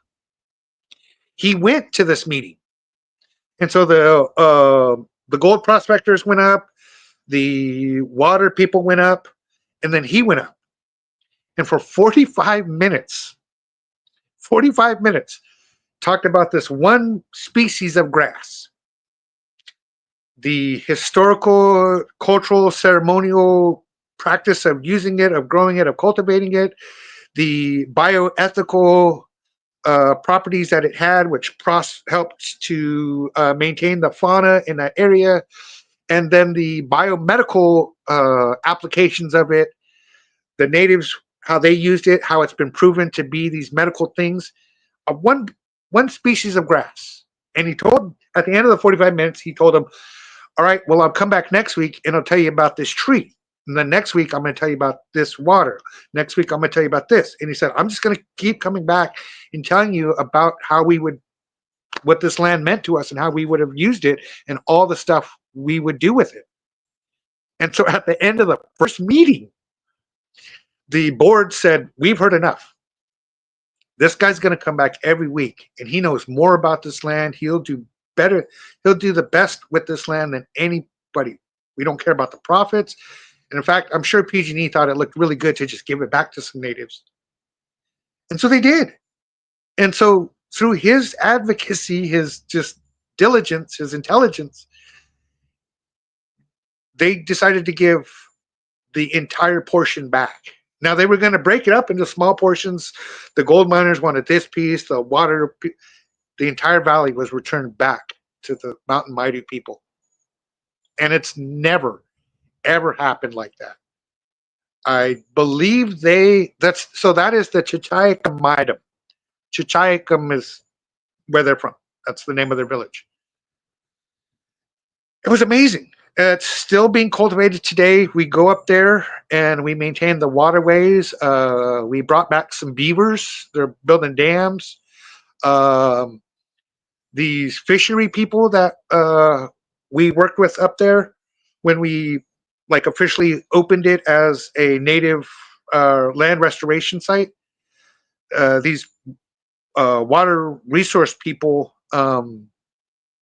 said that this was the purest, coldest water that they'd ever seen. And then we took them to the soda water fountain. See, there's this spot there where actual carbonated water comes up from the earth, natural soda water, a natural soda spring. I think it's like one of two in California, Calistoga being the other one. And so for the past, 8 years, wow. For the past 8 years, we've just gone up and, like I said, just reinstituted cultural practices, burns, brought in some animals, brought in some bugs that hadn't been around. And unfortunately, before PG&E left and gave the land back, they decided to clear cut the entire side of the mountain and leave piles of slash that's just debris that were about, I think, 14 feet tall. I have pictures of myself next to them. This was years ago. I don't have them on this phone, but piles of slash. So they decided that they'd give the land back to the native peoples. But before they did that, they're going to cut down as much as they could. Not to take it out, just to clear it out. They left it. They cut it, threw it in piles. I don't think they'll write about that in the newspaper, but yeah. They had to do one more final act of terror, huh? Basically. Interesting.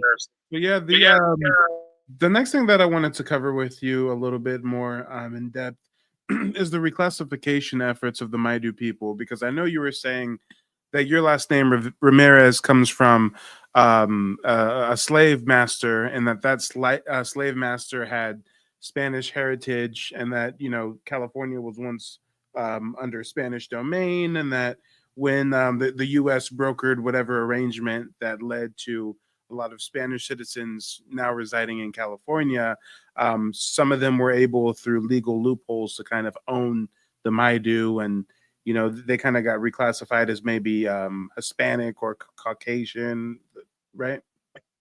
Well, so the Treaty of Guadalupe Hidalgo ceded the West Coast, and so it established the border between Mexico, California, Arizona, and New Mexico, and Texas was its own was always being fought. And so the what were they called? Not the Americanos, because that's what they called the white people, but basically all the people who had come. Now, mind you, Spanish people are Europeans. So I mean, they just most Spanish. They were white too, and so there was already after was it 40, 50 years of conflict with California, a lot of Southern California was already like rancheros, and then once Sutter came into the Central Valley, his loan agreement was that he would help bring. He wouldn't bring white people to here, and he had to become a Mexican citizen himself. So, like that was just because it was called Mexico. Everybody here was called Mexican, and the Indians were always the Indians. And so once California or the West Coast was purchased through the Treaty of Guadalupe Hidalgo, everybody here was classified then as Americanos or Mexicanos. And so there was like this different class of peoples here in California. And so the Americanos here had what we would now think of as Spaniard last name, like Ramirez, Cortez, Hernandez, Rodriguez. Now, these are all Spanish names of Spanish families. But like my mother, her family name as far back as we go was Noel, Noel, which was Irish. So I actually I'm pretty much California native and a little bit of Irish and a little bit of German. I mean, like 1/64th German, but it's there. Hey, I'm not surprised. I've actually got some Irish German heritage as well, and that Irish German heritage comes from the European migrants that came to the California coast. Apparently, there was quite a lot of Irish German migrants who either thought that their ship was headed to Ellis Island or purposefully, got on board as like stowaways on merchant vessels that ended up in the San Francisco Bay. But either way, in my studies, I have found an interesting legacy of a lot of Irish Germans who found their way to California. Well, because again, at that time, there was like white was European, so Irish was not.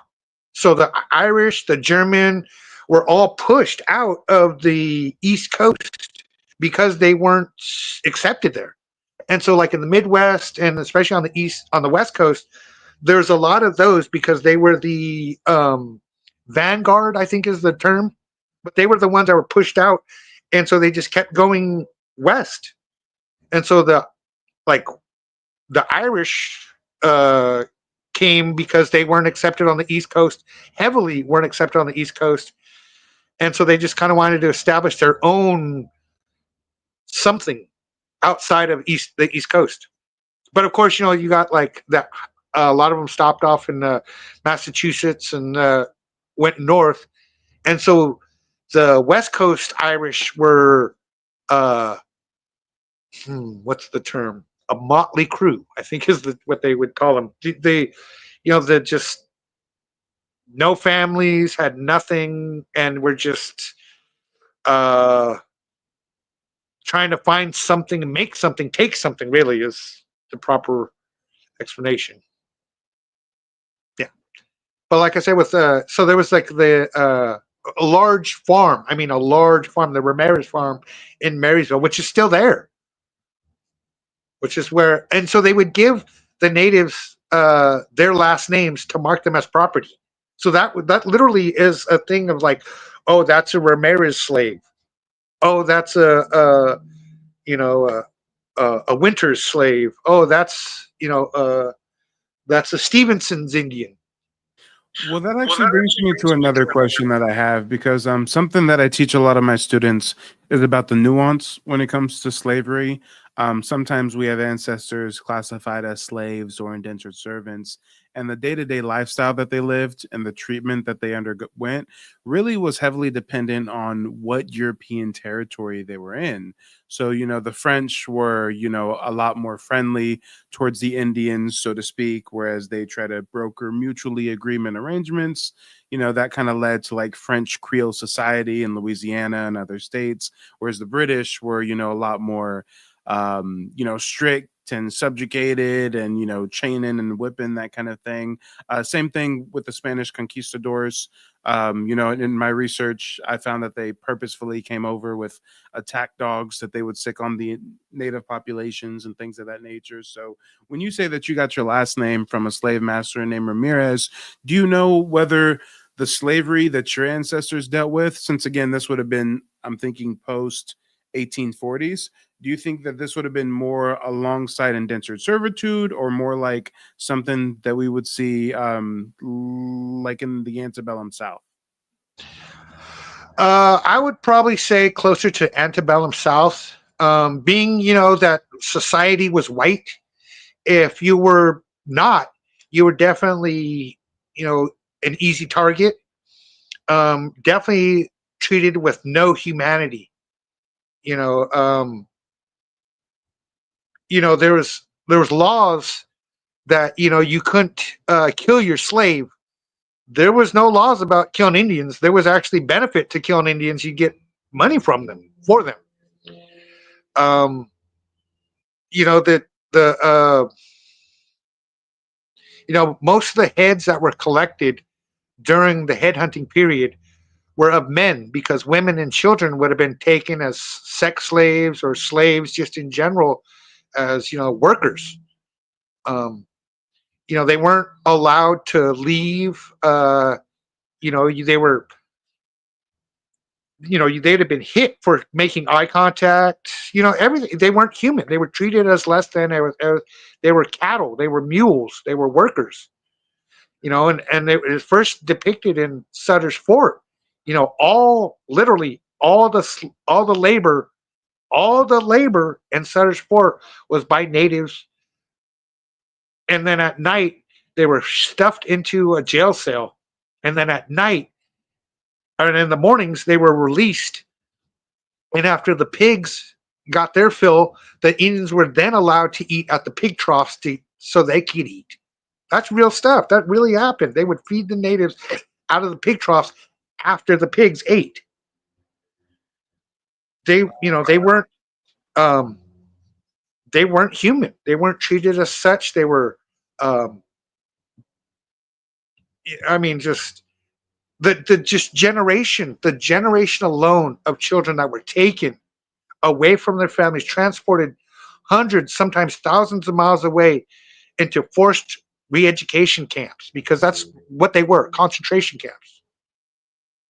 And those that made it through were called the good ones, and allowed to to work in white society. They weren't a part of society, but they had to go through. There were special training schools to kill the Indian, save the man. That was the idea. So I think it was worse.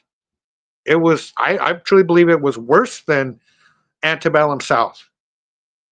Yeah, no, Because it's definitely a different dynamic to say the least, because even before they started shipping in African slaves during the transatlantic slave trade, they were taking a lot of indigenous communities as prisoners of war and placing them on plantations. And even in that situation, it's like the ones that they didn't force to Indian territory, the ones that stayed, they were reclassified, miseducated, oftentimes made slaves. But it's like they were made slaves because they needed them. They served some kind of usefulness, right? They had local plantations that they could work and they can cultivate the land for the Europeans' benefit. Whereas when we look at California natives, you guys didn't really have plantations out here that they can really ship you on, and that kind of booming plantation society. It was more so the gold. And the only thing that they really needed to come through and take the gold was you guys to be gone, right? yeah, there was that's the thing. Like many were just wiped out. They weren't taken as slaves. They weren't.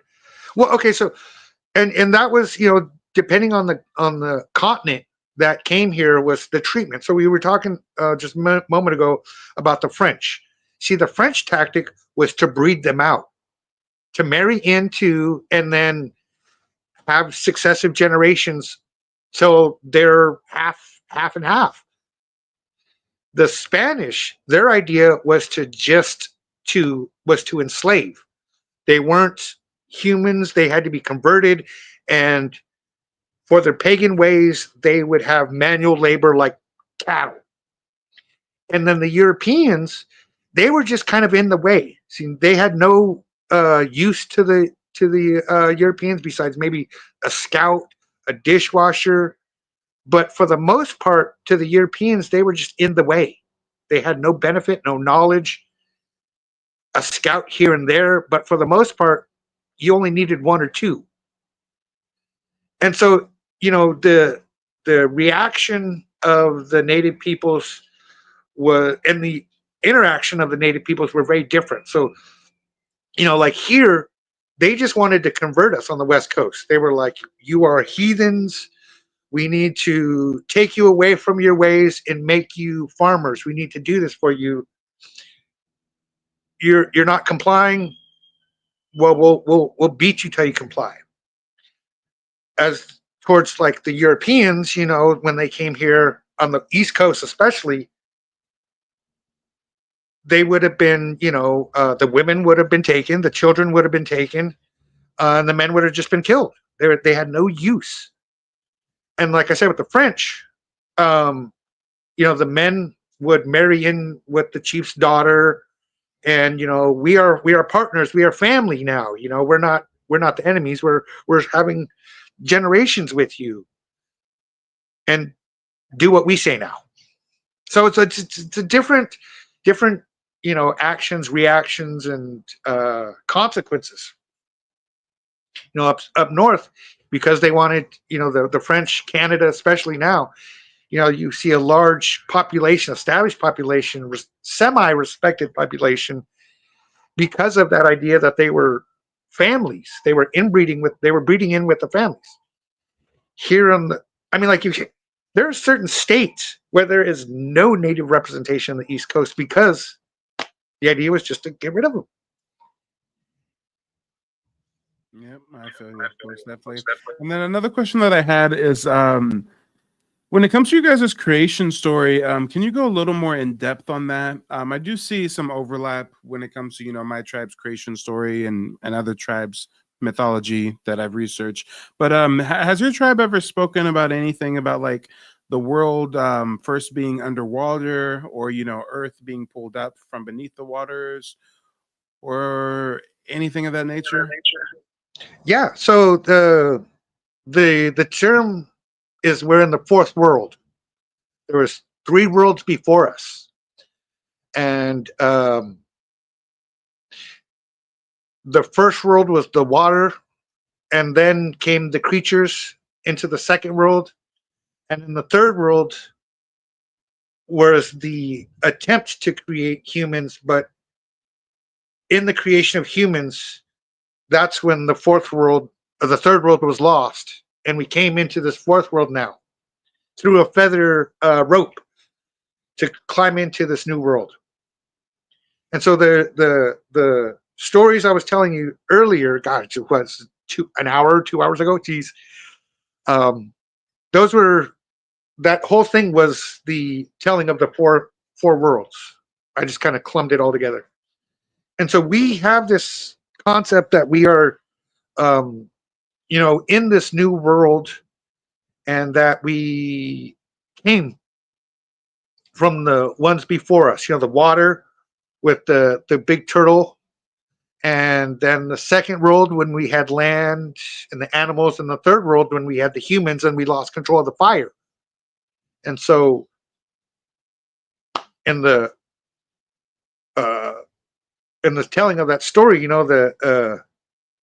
we understand that as humans we're the newest, and sometimes not even the best. We lost control of fire, and the world burned, and so that's why we had to come to this new world. And Interesting.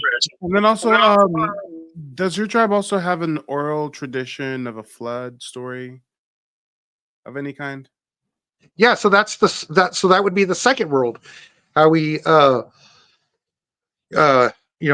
in the second world, when we were making the land in this equilibrium, when something expands in the world, it pushes. And so in creating the land, we created the waves, and so the waves came back. It took several thousand years for the waves to come back, but once they came back, we had to come up into the third world. And in the third world, world maker made us, made humans. And then we made fire, which made us have to go to the fourth world. And so, like I said earlier, there's stories and there's baskets that talk about the big flood, the big water, and then there's also a basket called the big ice, which talks about the Bering Land Strait Bridge forming. So there's the big water, which is the diluvian flood, I guess spoken of in history, as well as the big ice, which is the Bering Land Strait Bridge. And so my my question about the Bering Land Strait Bridge: have you ever heard of an ancient one-way road? I have not. No. They always go two ways. And so there's stories. I don't know the story myself, besides the little bit of the creation story of a big flood, but there's, like I said, the story of the big water, of the big ice. Well, see, There's a representation of it.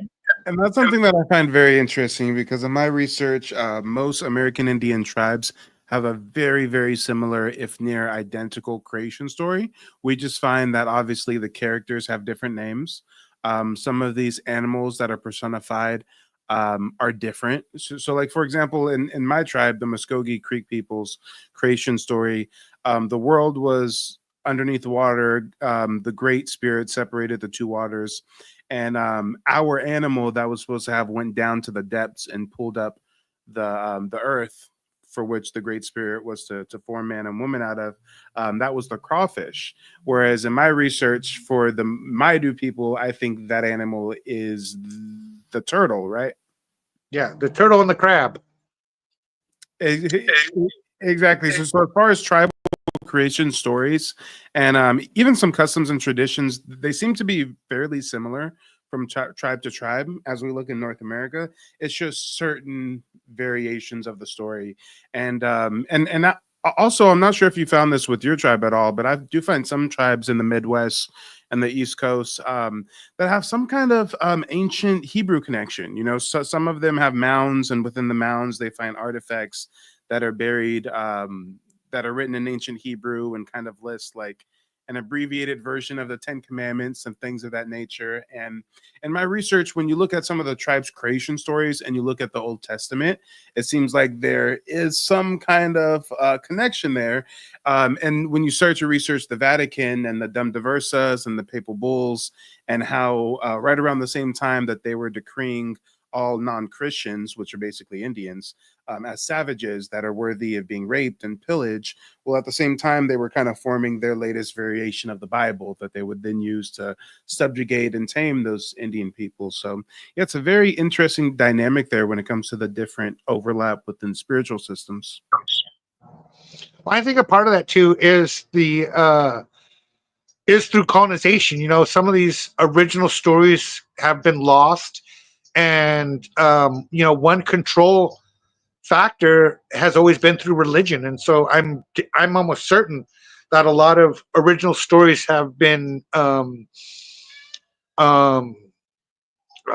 what's manipulated through generations of Christianity, Catholicism, of outside religions, creating this confusion.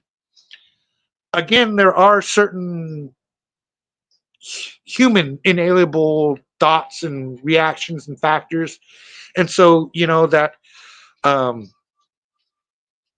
you know all what's that morality, I guess, kind of is human. You know, be good to those around you. You know, be good to those that you came from. Uh, you know, don't put yourself uh, as to subject that you uh, aren't directly um, participating in, interacting with. You know, no other false god kinds of anything can be. You know, you can see through different cultures how these things have always been tenets of successful societies, to have, you know, a belief in um, or more to the point, the need to be cooperative with one another, to be conscious of others' needs around you, to be aware of social stratus. Oh You know, yeah. there are like, because like we have no um, like I said, connection with with something like that, but there is a direct connection with like Japanese culture. There's there's a couple words in my language that are the same in Japanese, just enunciated differently. Same word, just pronounced differently, same meaning. See, and that brings me to another question that I have because again, you know, I descend from American Indians on the East Coast, the southeastern United States, and we have a completely different history and legacy than natives that we find in the southwestern plains or in Northern California.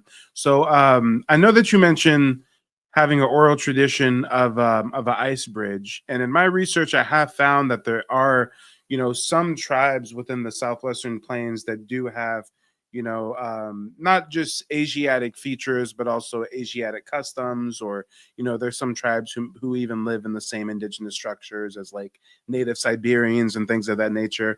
But with the Maidu specifically, do you guys have any story of like migrating from any other place, or have you guys basically been in Northern California since time immemorial? Yes, so our stories go back, you know, from us always being here, and in fact, the um, I think it's I can't remember which one is University of Oregon, the Beavers. They did some research, and through their exploration, they proved that the West Coast has been inhabited for the same way for 38,850. They have village sites that go back 38,000 years that are pretty much the same villages that we lived in up until contact. With of course variations and adaptations, but pretty much living the same way for 38,850. So you know we've been the same way for a long, long time.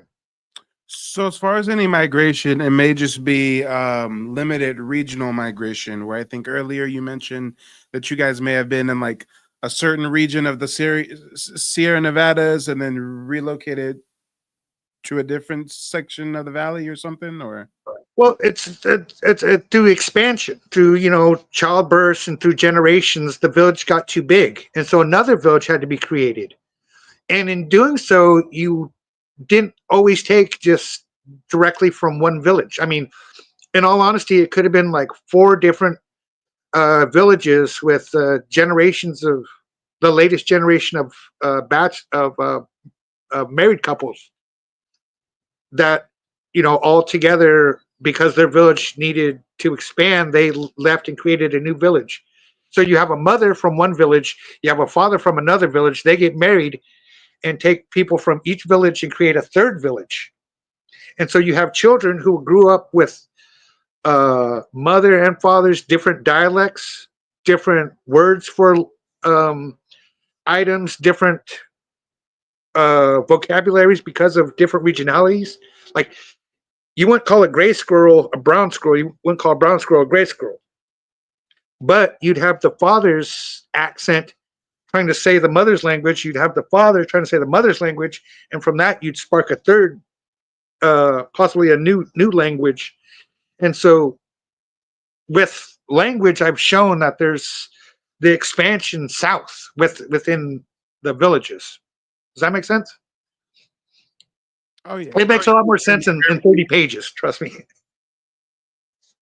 oh yeah. So as far as your tribe's oral tradition, you guys for the most part have always been in the Northern California area. Can you expound a little bit on the ice bridge? I think you were saying something about you guys had a story about an ice bridge and that a bridge travels in more ways than one, right?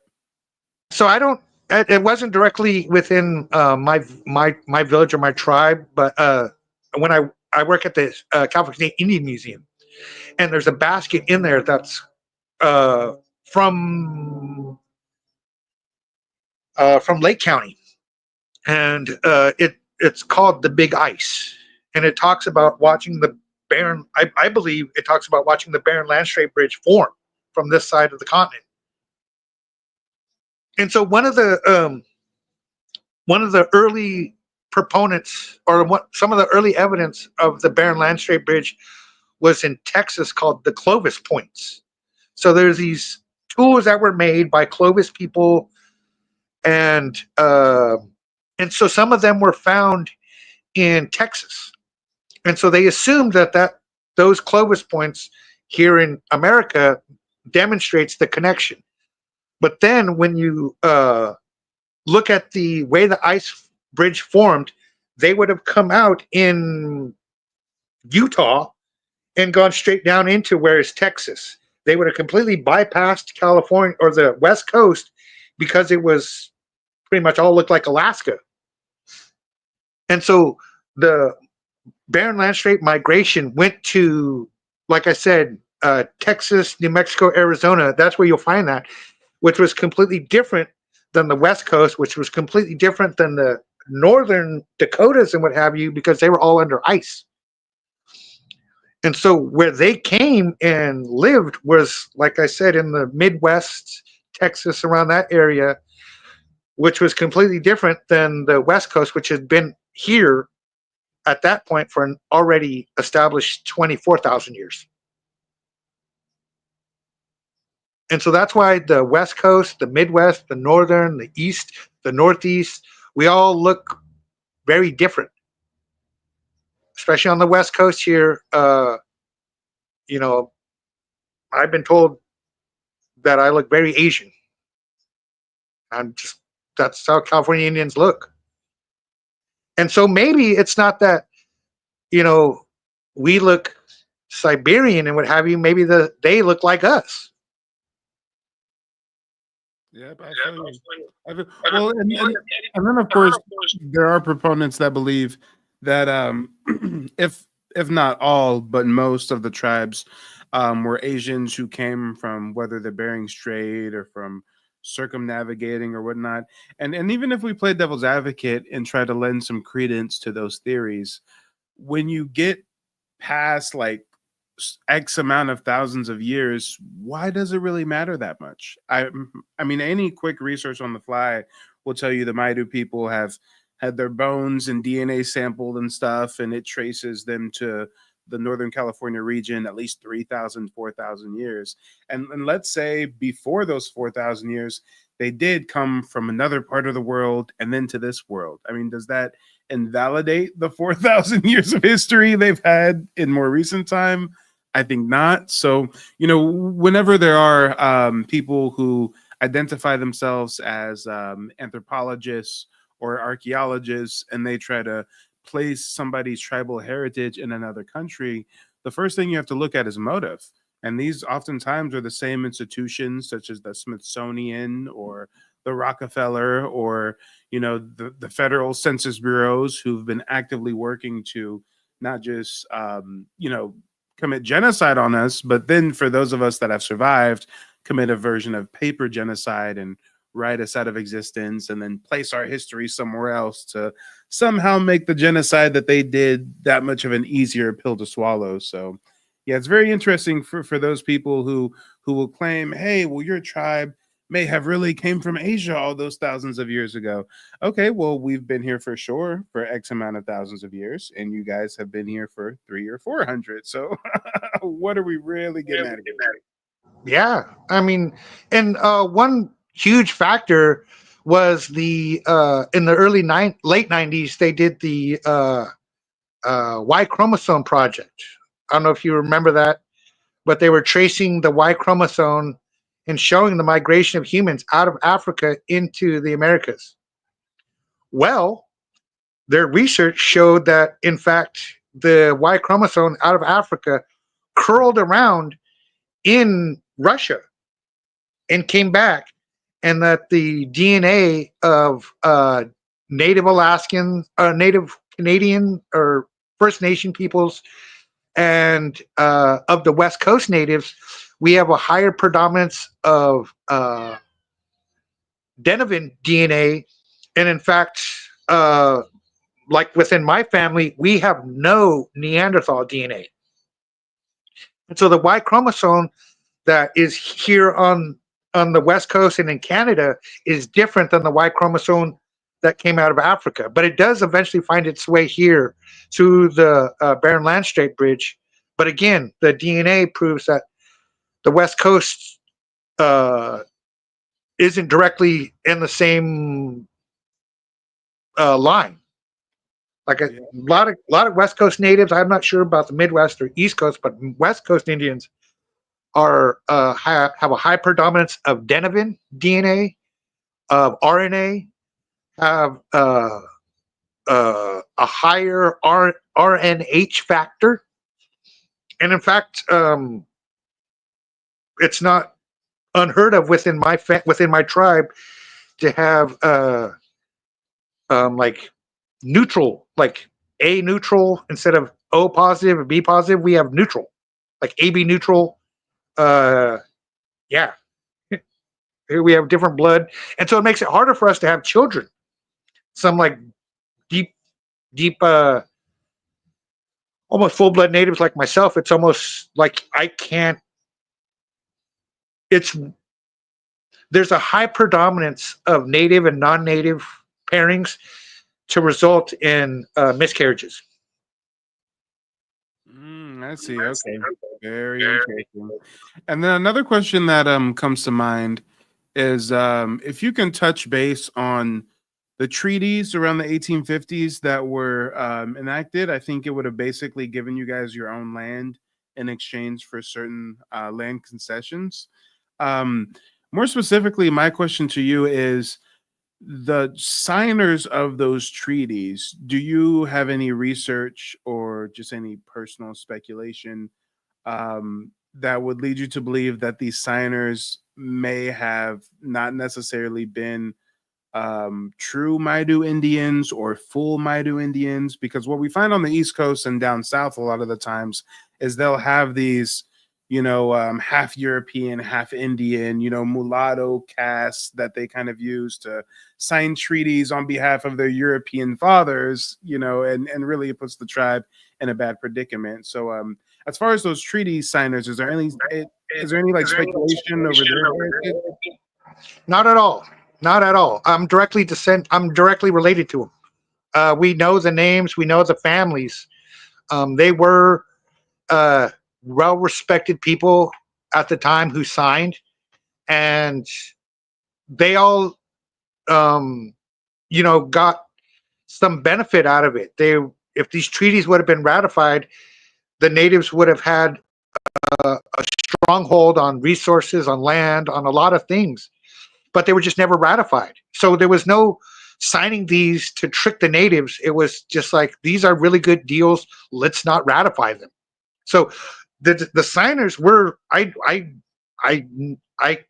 there's not many, 18 treaties, and you can look up the names, the families, and a lot of them still have living people today. I mean, like I said, I'm descended from treaty signers, so I know the ones who signed for my tribe because I'm related to them. Yep. And the same with a lot of at that time. I mean, because like in 18, no, there was, I mean, really, there was no such thing as like mixed blood in 18. I mean, they came here basically in 1846 en masse, and by 1852 it was overrun. And so there was no mixed generations at that time. There was Indians, and then there was the whites. There was no time for them to have generations. Yeah, see, and that's why I think it's very important for us to have this conversation and learn from one another because, again, the history of West Coast natives versus East Coast natives is so different. I mean, you guys really started coming in contact with Europeans in like the mid 1800s, and ours was like the early 1500s. So we've got an extra 300 years of European contact, European admixture, to where we did have generations of admixed or even the adage of $5 Indians who made their ways within our tribes and then caused havoc and wrote a bunch of treaties that weren't in our best interests. So yeah, it's very important to note the completely different, culture and history between, American Indians on different coasts of North America. Yeah, yeah, yeah. Well, as I often mention when I would give tours at the Indian Museum, the California State Indian Museum here in Sacramento, uh, what happened back east over 300 years of trial and error, of push and pull, happened here in California over 15 years. So from 1846 to 1851, the geography, topography, and population of California was utterly altered to never be the same. Within 15 years, in less than a generation, the world was taken away from us as we knew it. And this new world existed within one generation.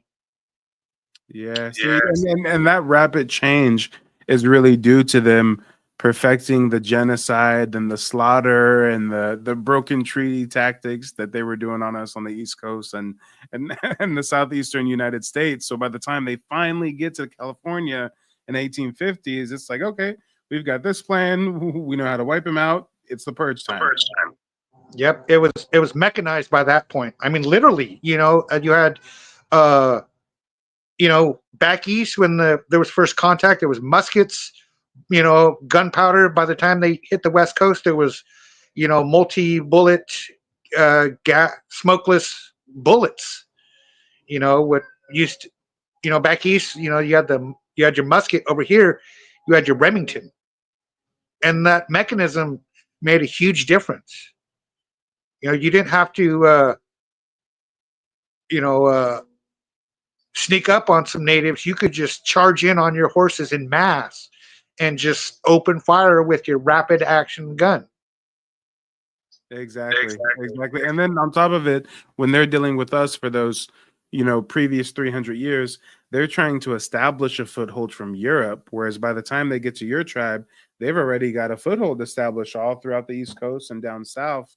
The railroads being established to where, the supplies, the influx of migrants was just something that was like a well-oiled machine at that point, I'd imagine. Yes. There was a, California mechanized almost immediately.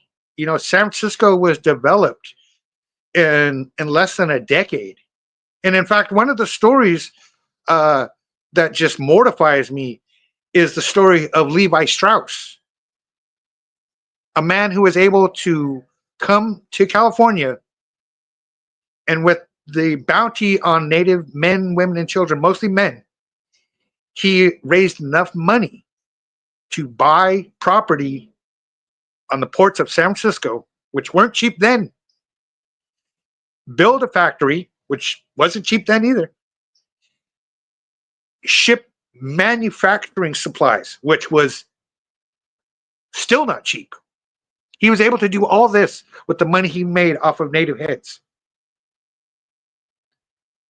A major manufacturing company was established with the heads of my people. And in fact, up until I think 20 years ago, the Levi Strauss patch, was of miners ripping apart a native man.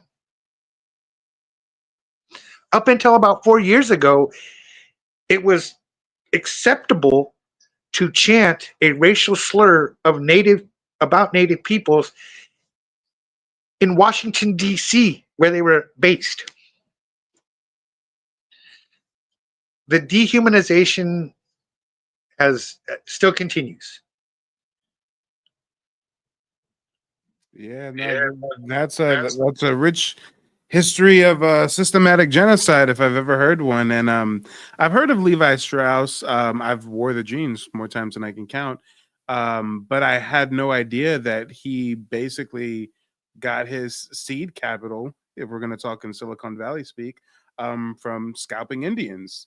And actually, that's something that is something of note, because in California, I think you were saying they were more so decapitating them. But we find in certain areas of the Midwest, they were literally scalping them for a profit from the government. So at the same time, they make us out to be wild, lawless, savage Indians scalping poor little innocent pilgrims. They're actually scalping us for money from the government. And so it's just like, truth is much more stranger than fiction. Well, okay, so like I was pantomiming. It was scalps. I mean, not scalps, whole heads. Whole heads they were collecting, men, women, and children. But so scalping. So that goes back to to Ireland, to the Black Irish, as they were referred, Scotch Irish, sorry, as they were referred, would go over there and find the priests and scalp them. It was to destabilize their religion, but also to scare the hell out of them. Their priests were being mutilated. So that's how scalping started. It was started in Ireland by the English going over there to basically sow chaos. When they came to the Americas, they just continued it, because it was. I mean, if you come upon a human being with its brain out, I mean, that is shocking. That is psychological damage right there. Now, the natives ended up turning that back onto the English, and because we had sharper knives and stronger arms, there was more visceral scalpings from the natives to the Europeans, because, like I said, the tactic was just to cut off the mutilate them. The Indians, they didn't know that. So they just started taking their obsidian blades or their big buck knives and chopping off chunks of head, which was crazy to find out about. Wow. And then I know about the legacy of the Spanish missions, but did they also have a similar system set up with the boarding schools where, Maidu tribal members were sent to those kind of re-education camps, if you will? Yeah. There was a boarding school in Susanville, California, where they would ship a lot of kids. Then there was one in Riverside, California. Uh, and there was a third one here in California, but it was closed a while ago. But then there was Carson City, Nevada. Each state, especially back east, Oklahoma, I think had the most. This is the first thing that popped up. The Greenville investigation: missing and murdered Indigenous women and boarding school runaways. Yep. And so that, I mean, the weird history of it is, the federally recognized Indians were gathered up and taken there. The non-federally recognized, the landless Indians, the wild Indians, like my grandma, she went to school in Challenge when she was a kid with the other white kids and the one black kid. And so that's like this weird history is like we're not federally recognized, and that was beneficial to us because we weren't easily identified. It's bad now because there's benefits to it, but I mean, really at that time it just put a target on you. Yeah. And so like one of the main tactics of the boarding school era was to transport them hundreds of miles away from their family into completely different terrain. So imagine taking kids from Alaska and sending them to Florida. Imagine taking kids from North Dakota and sending them to Texas. Imagine sending kids from Delaware to Arizona. Completely fish out of water, and as well as not adapted to it. But being that far, it was impossible for them to run away in some cases. But then they would tell these children that their families are dead, especially in Alaska. That was the main tactic. So kids never tried to make it back to Alaska. That your families are dead. And in some cases, that was true. So the boarding school era, on top of the headhunting era, on top of the termination era, on top of the massacre era, it's just compounding. It's all these childhood traumas, or these early traumas, and it's very remarkable that natives have maintained their psychology as well as they have, but as well as you see, being isolated and forgotten is definitely detrimental. Oh yeah. And then actually, that reminds me of another question. So, do you remember what your tribe's like ancient relationship was like with gold? Since gold was in abundance here, was it something that you guys even place significant importance or value on, or? So gold was never a thing to us. We were aware of it, and as far as I know, 3 different tribes refer to gold as coyote urine. It's the name for gold is coyote urine. It has no value. You can't eat it. You can't use it, and it drives white people crazy. So it was referred to as coyote urine. Coyote being a trickster, coyote being crazy. Coyote's the example of everything what not to do. He drinks too much, steals, he kills, he lies, he cheats, he's a rapist. Coyote. So that is very interesting because, the native Maidu, they would have not really had any reason to, develop different advanced methods for drilling into the earth and seeking out gold. So when they're just chilling and they're, hunting and fishing and they see these white guys going batshit crazy over this yellow rock, I can imagine how perplexed they'd be. Mm-hmm. Like you can't eat it. You can't make a tool out of it. What use is it? Hey, well, over back in Europe, they've already enslaved and programmed their indigenous population to have this inflated value on gold so that the ruling elite and aristocracies and leading ruling houses could control all the little poor pilgrims. Mm-hmm. See, as I like to tell people, as I've been taught, your wealth was dictated by what you gave away. So it wasn't what you had, it's what you gave to others is what made you important. What made you wealthy was not what you had, but what you could get for other people. Not that you were seen as like this intermediary and like you're the guy to get a hold of everything and you're like a dealer. No, everybody was rich because you had knowledge and you had hands and feet and an ability and gumption to get up every day and to be valuable, to craft, to work, to so you were a fisher person, man or woman. You went out and you caught uh 6 foot salmon in a couple days. You came back and you gave those salmon away to the elders. That's how you gain status. And you didn't go out and just do something to give it away. No, you in your process, if you were successful, you had abundance. And so you made sure to share that abundance and not hoard it. So it wasn't what you had, it's what you gave away. That's how you were important. That's how you were valuable. That's how you maintained your. And see, if everybody did that, then it not one person was valuable. You were all accomplished and wealthy amongst each other. Does that make sense? See, some of these words kind of lose. Yeah, no. I mean, it definitely makes perfect sense. I mean, it's kind of opposite of like capitalist society where we're taught to hoard resources and trick other people out of their limited resources.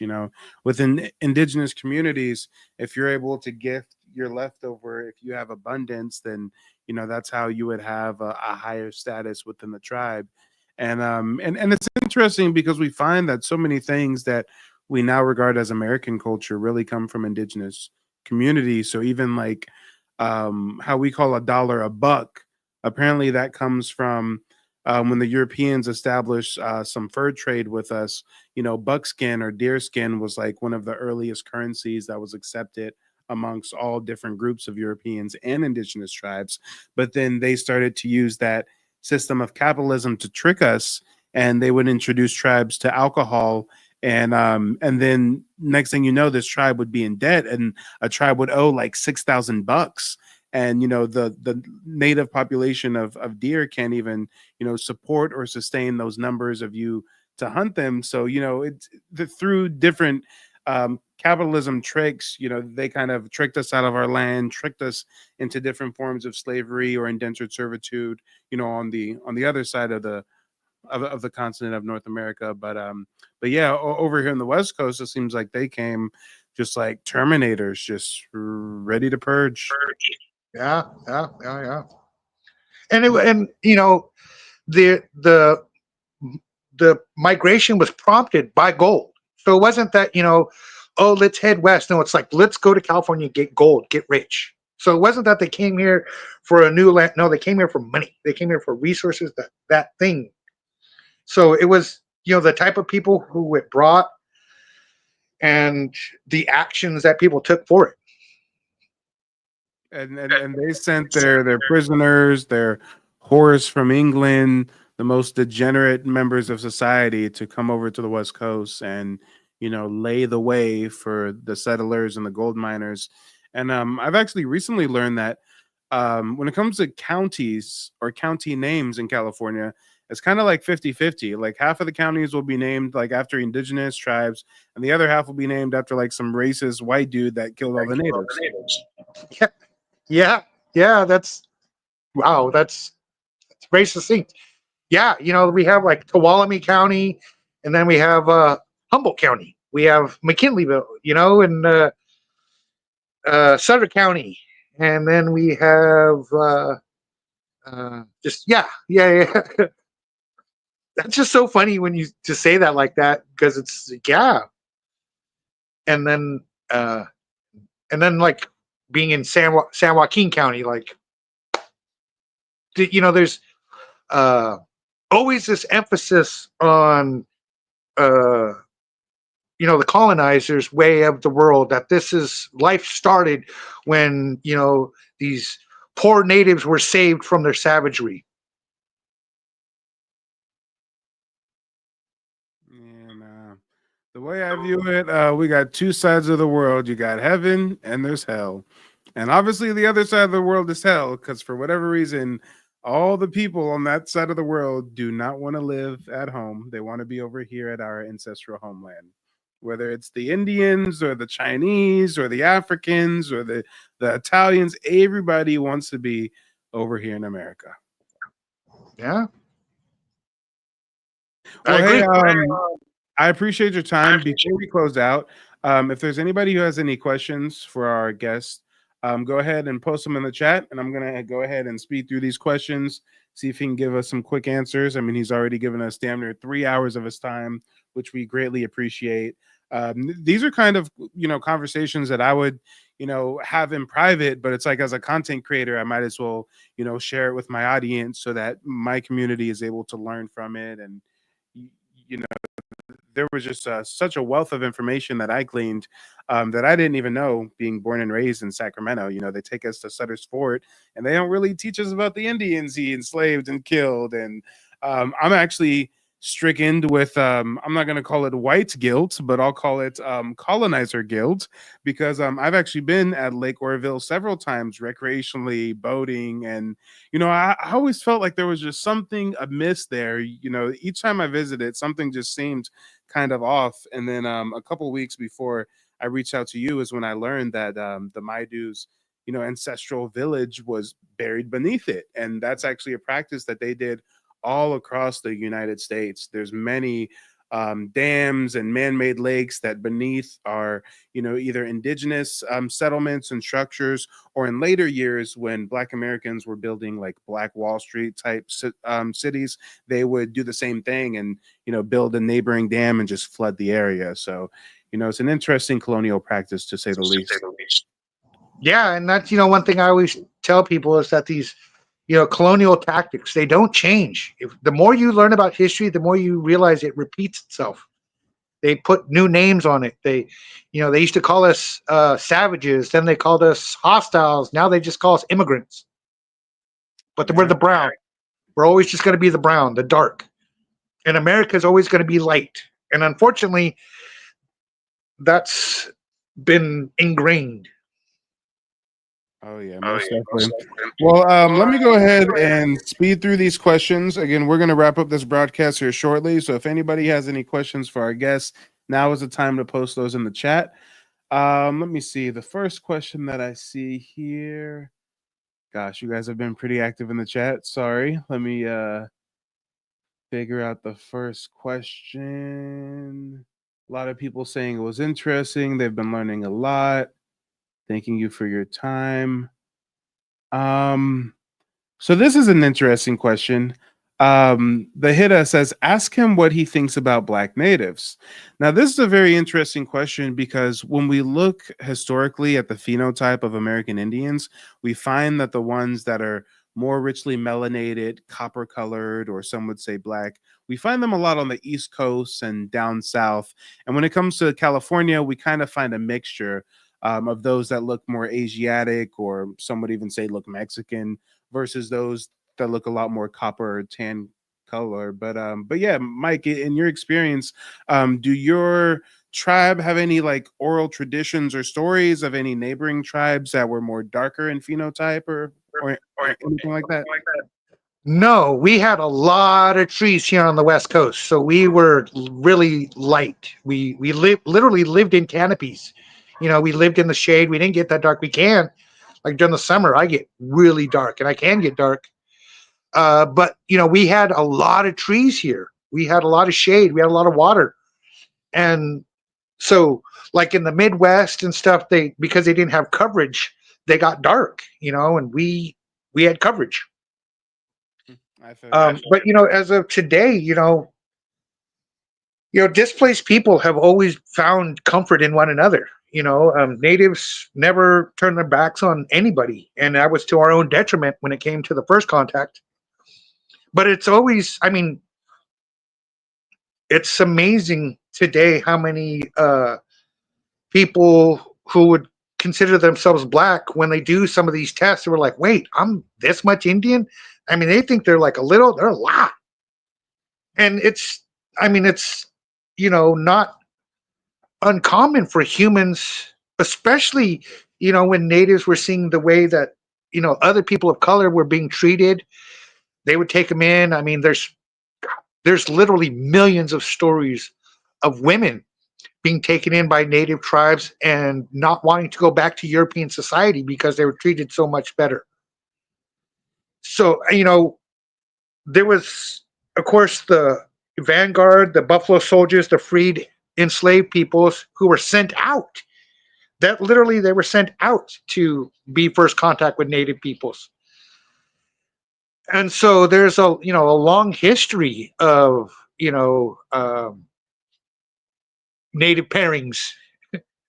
I have the weird history of no non-native pairings leading up to me going back about 200 years. But I got, like I said, I got an ancestor.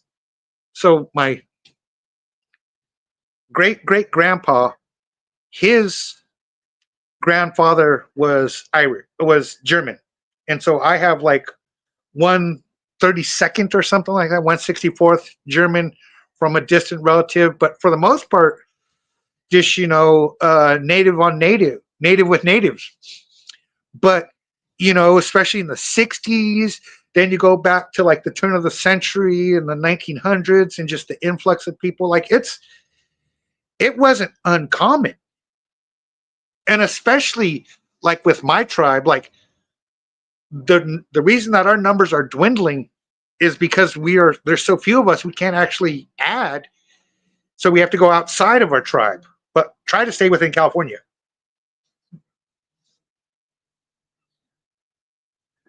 Yep. See, and that's why I think it's very interesting, comparing and contrasting the different history, cultures, and traditions, and even having my audience pick your brain about some of the more melanated Indians over on the East Coast and down south, because again, everything is really heavily based on region, and even in my findings, when I'm finding evidence of melanated or black Indians in California, we find that a lot of those records talk about them being in like the San Francisco Bay Area, SoCal, um, whereas I don't really hear many stories of them being in North America specifically.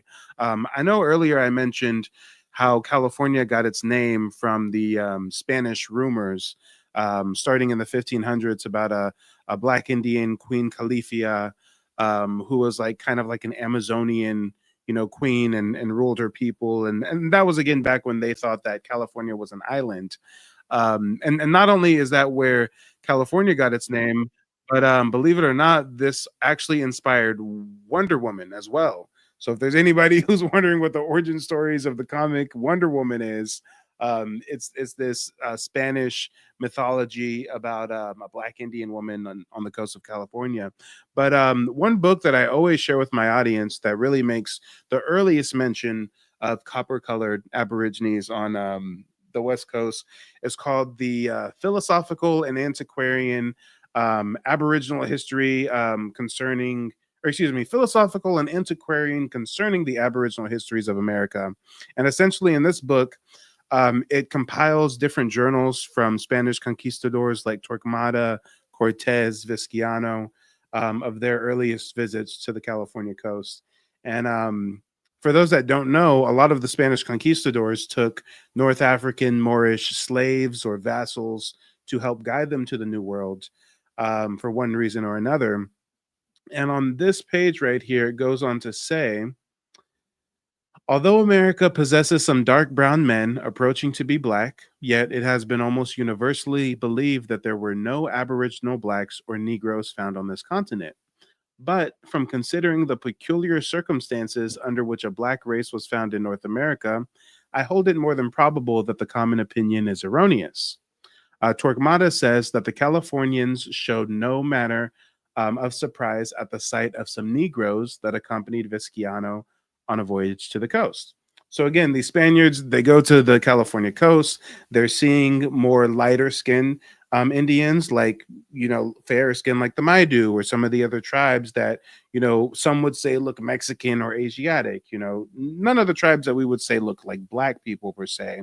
And when those lighter skin Indians see these Negroes with the Spaniards, they're not surprised. And furthermore, if we skip down to the bottom, it says that when a Negro was ordered to distribute a biscuit to the Californians at the Bay of St. Barnabas, quote, the natives seemed greatly pleased at the sight of the Negro, and they signified to him that they lived in friendship and correspondence with the people of his color, and that not far from thence was a Negro village. So, it definitely is a history, an interesting history there.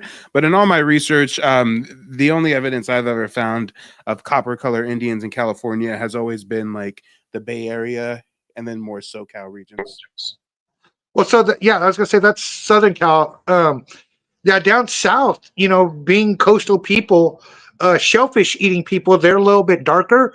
But then you go off to the islands and see people don't understand that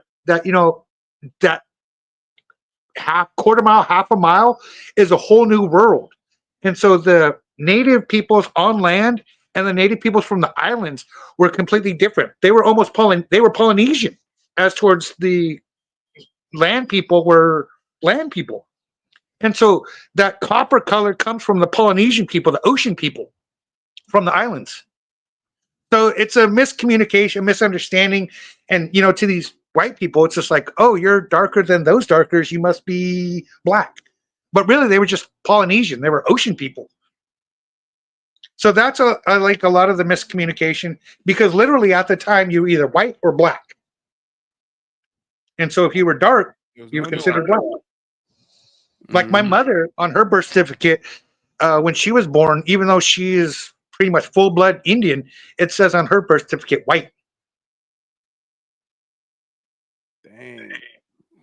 So it's a miscommunication, a misunderstanding of the land-based people and the island-based people, because the island-based people were, basically Hawaiians. And so you compare the two phenotypical differences. Of course, the enslaved people they brought weren't the little ones. They brought the big ones who could make it through the shipping yard. So when you meet these big Polynesians, you got these big, big black men, big Polynesian men. They look alike. And again, being of cultures that were very accepting, we're like, okay, hello, thank you. As long as you're not pale like them, you're okay with us. Well, see, and through colonialism nowadays, when we think of Polynesians, we think of people that look like that little girl Moana. But indigenous Polynesians were really some very, very black people. They basically look like Africans, damn near. They were, melanated, heavily melanated, ocean people. Yep, afros, kinky hair, and everything. Yeah, Polynesians are.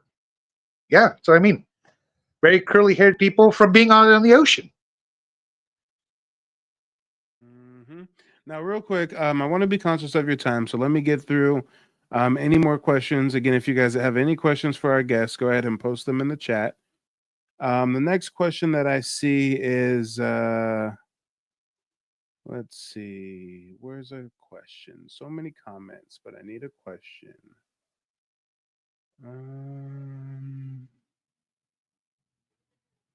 Okay, we're getting warmer. Here we go.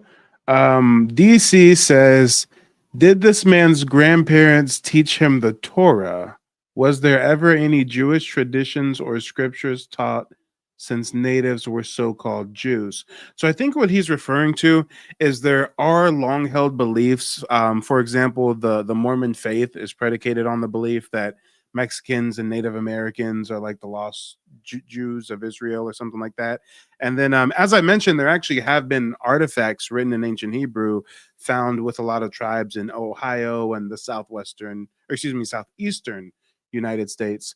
But yeah, Mike, you can go ahead and answer that question to the best of your ability. No. Like I said,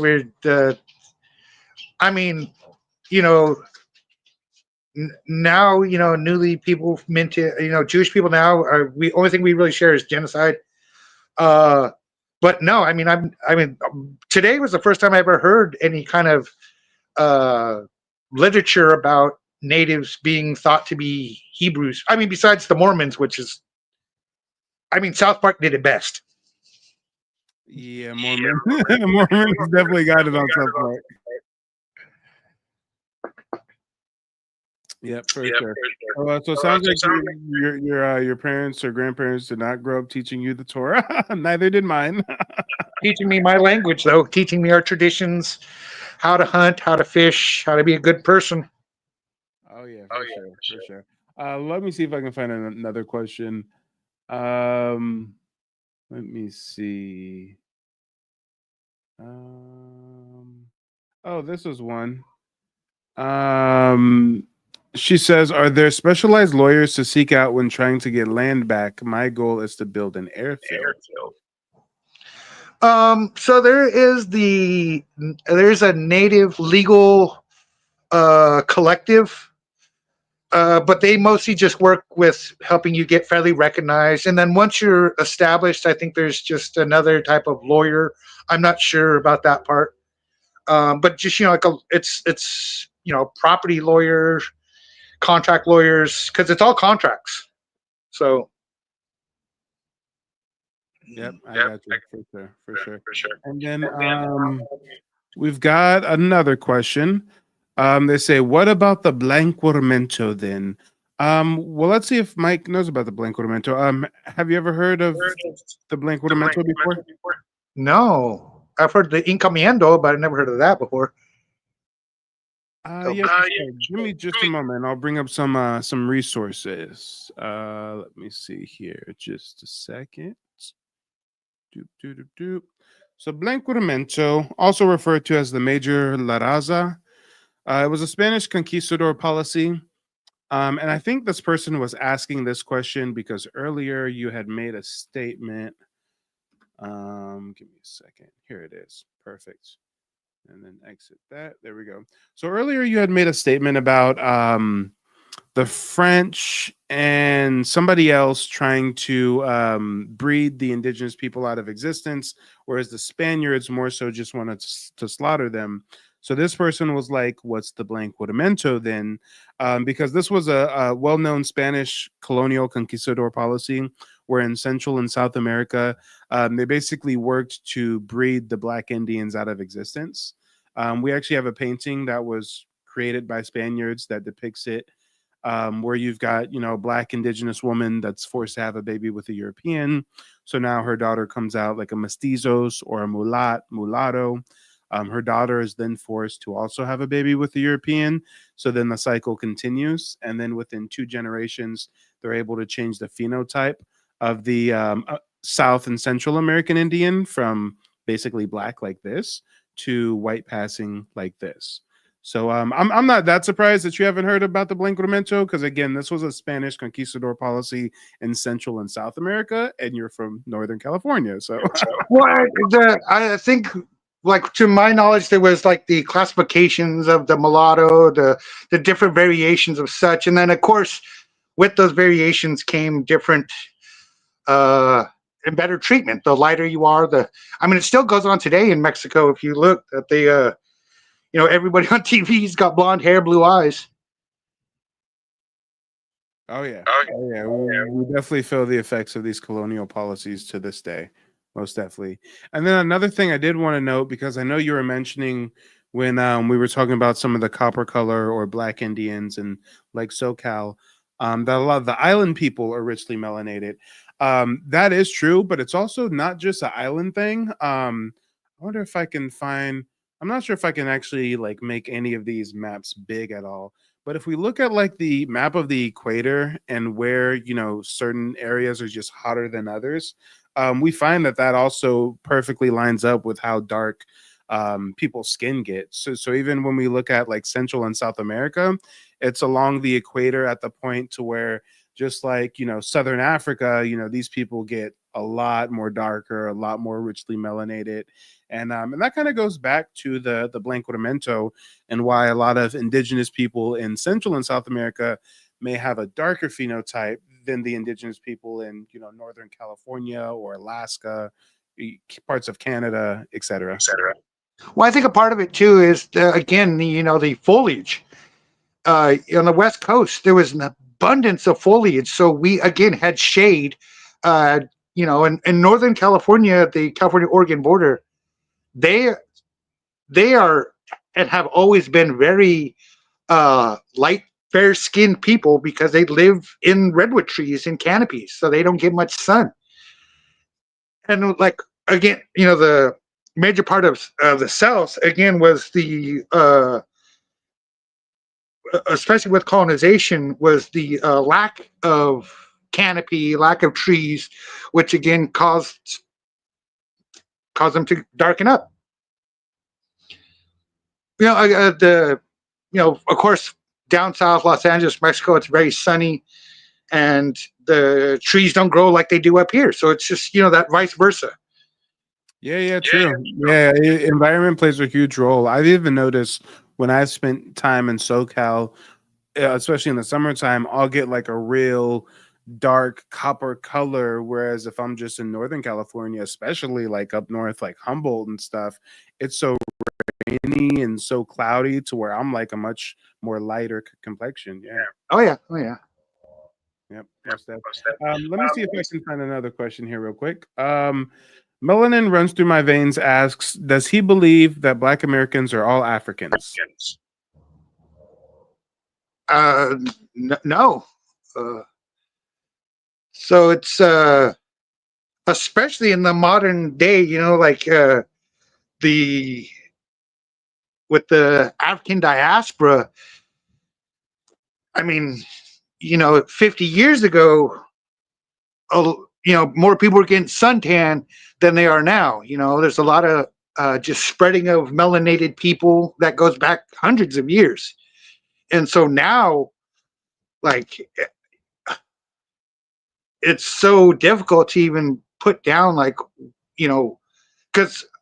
because I am so heavily and knowledgeable about my native personhood. Like, I know I'm not Mexican, but there are so many people who claim that because of whatever, of name, birth, practices, food, and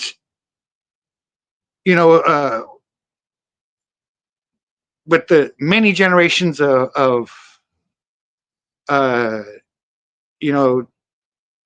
just different sharings of cultures. There's like I don't even know if someone is Black, or they could be Cuban, they could be Puerto Rican, they could be maybe East Indian. It's there's melanated is melanated.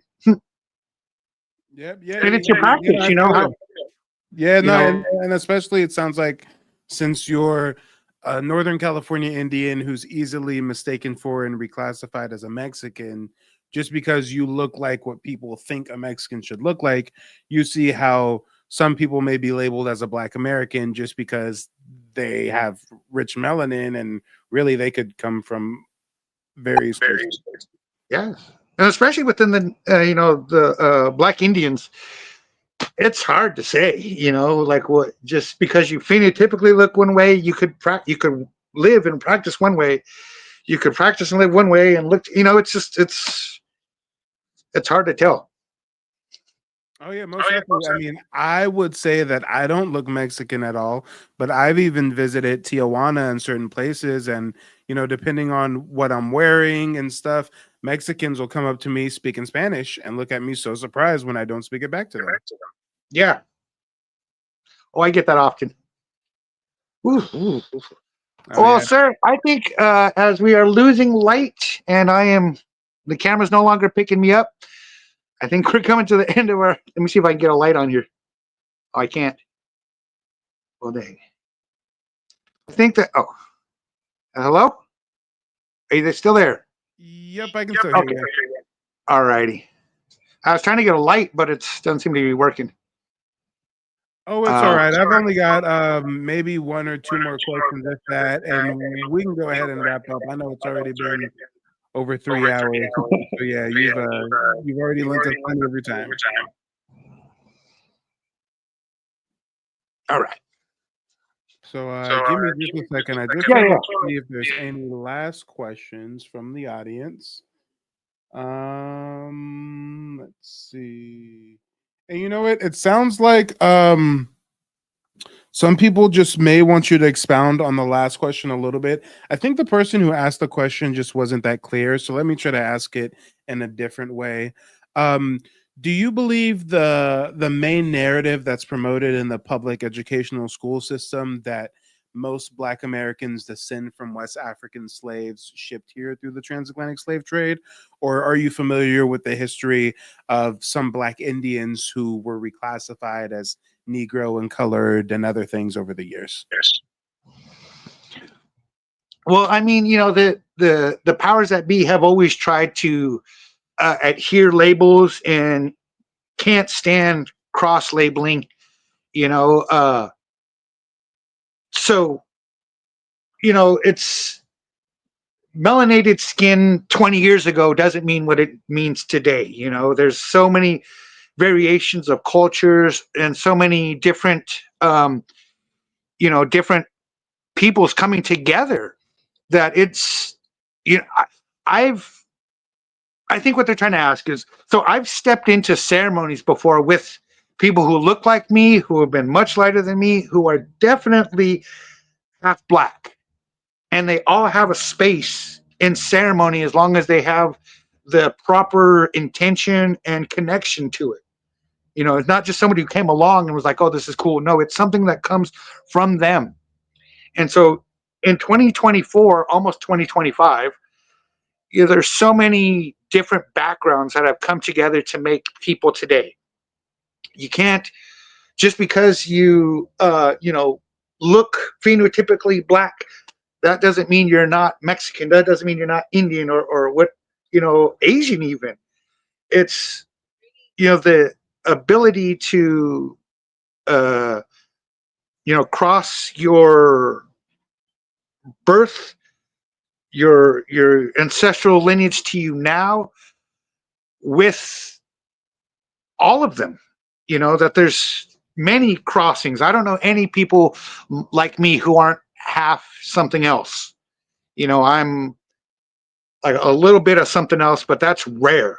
Everybody's, for the most, a lot of people are mixed. And that's just the new adaptation we have to live and contend with. That's you're not one thing, you're multiple things, and that multiple thing can be beneficial because no matter your background, you're still a United States citizen, a registered voter, a part of the system that can make a change, that has a voice, that has rights. And so I don't know if that's what they were asking, if that's the answer they were hoping for, but you can't just classify one person, somebody as something. I have a good friend of mine who she is Seminole. She is hella. I mean, she is my my definition of a Seminole woman. If you didn't know she was Seminole, you would think she was Black. Yep, I Yep, feel I you. feel you. Yeah, most Yeah, most definitely. And see, something that I always want to make sure that my audience is aware of is location, location, location. I mean, yes, modern day, I'm a full-time genealogist, historian, YouTuber, all that good stuff. But just 2 years ago, 3 years ago, I didn't know anything about American Indians on the East Coast or the or excuse me, the Southeastern United States.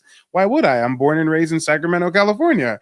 Just like, I don't really expect Mike to know so much about tribes on the other side of North America because that's not his ancestral homeland. That those weren't his people. Even if we're talking about the public education school system, they teach us about Sutter's Fort and the gold rush was so cool. Let's go pretend like we're panning for gold. The Indians disappeared because of germs. And oh, yeah, there was slavery, but never really in California and Oregon like that. So, what we get educated on is totally different than someone who lives in a different state. And it's the same thing when it comes from tribe to tribe. I didn't really know anything about the Maidu tribe until I took it upon myself to learn on my free time, just because I kind of not necessarily felt guilty, but I just always felt inquisitive to learn about the Aboriginal people of the area that I have always called home. So, I definitely urge all of my viewers, no matter what state you currently reside in, look up the indigenous community that lived there first. What's their story?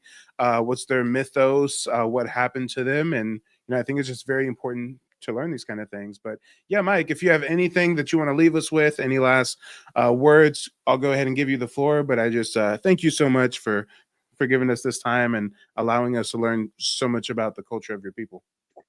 Oh, thank you, thank you. I didn't realize I had 3 hours worth of stuff to say, but um, you know, whenever I leave people, whenever we have a discussion, I always like to tell people, be the person, be the be the person your grandmother, grandfather blindly believed you were. You are. My grandma, she, if I could be the man she believed I was, then I've succeeded. As long as I attempt to be that grandson that she believes I am, because your grandparents blindly believed you're awesome, and so be that person your grandparents blindly believed you are.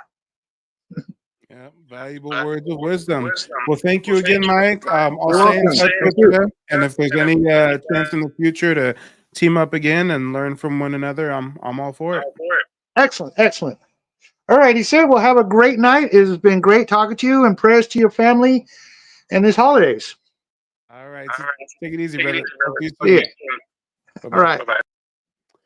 All right, and then there was one. So again, ladies and gentlemen, boys and girls, I thank you guys for tuning in during this live broadcast. Being a California native, I've always been interested in the Maidu tribe. Like I mentioned earlier, I would vacation and recreation on Lake Oroville, not even knowing that it was the village of the Maidu people that was flooded and buried down beneath the lake. So, this is a conversation that I would have had in private, but I figure, hey, why don't we make it public so that you guys can learn a little bit of something about a different tribe of people, a different culture. Because as you can tell, there are some differences. There is a lot of similarities when it comes to reclassification, paper genocide. It was very interesting, you guys being able to hear him speak about federal recognition. I know there's some people in the Black community that say, hey, I don't need a card, I don't need federal recognition.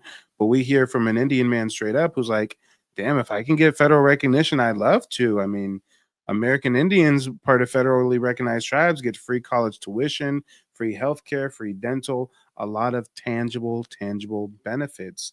And above all else, this is 3 hours well spent for me, at least, because he just put me up on game. I didn't know we get free college tuition like that. As soon as he said that shit, I Googled that. He is 100% right. Avery UC in the state of California, as well as the state of Oregon, Kansas, and certain other states as well, if you are a member of a federally recognized tribe, you get free college tuition. Do you know how this changes the game? I got a 5-year-old, soon to be a 6-year-old. Now I know as I plan his future, he gets free college tuition. Why? Because we did his genealogy. Why? Because his paperwork's intact. So, ladies and gentlemen, boys and girls, I urge you guys to book a genealogy consultation if you've yet to do so already.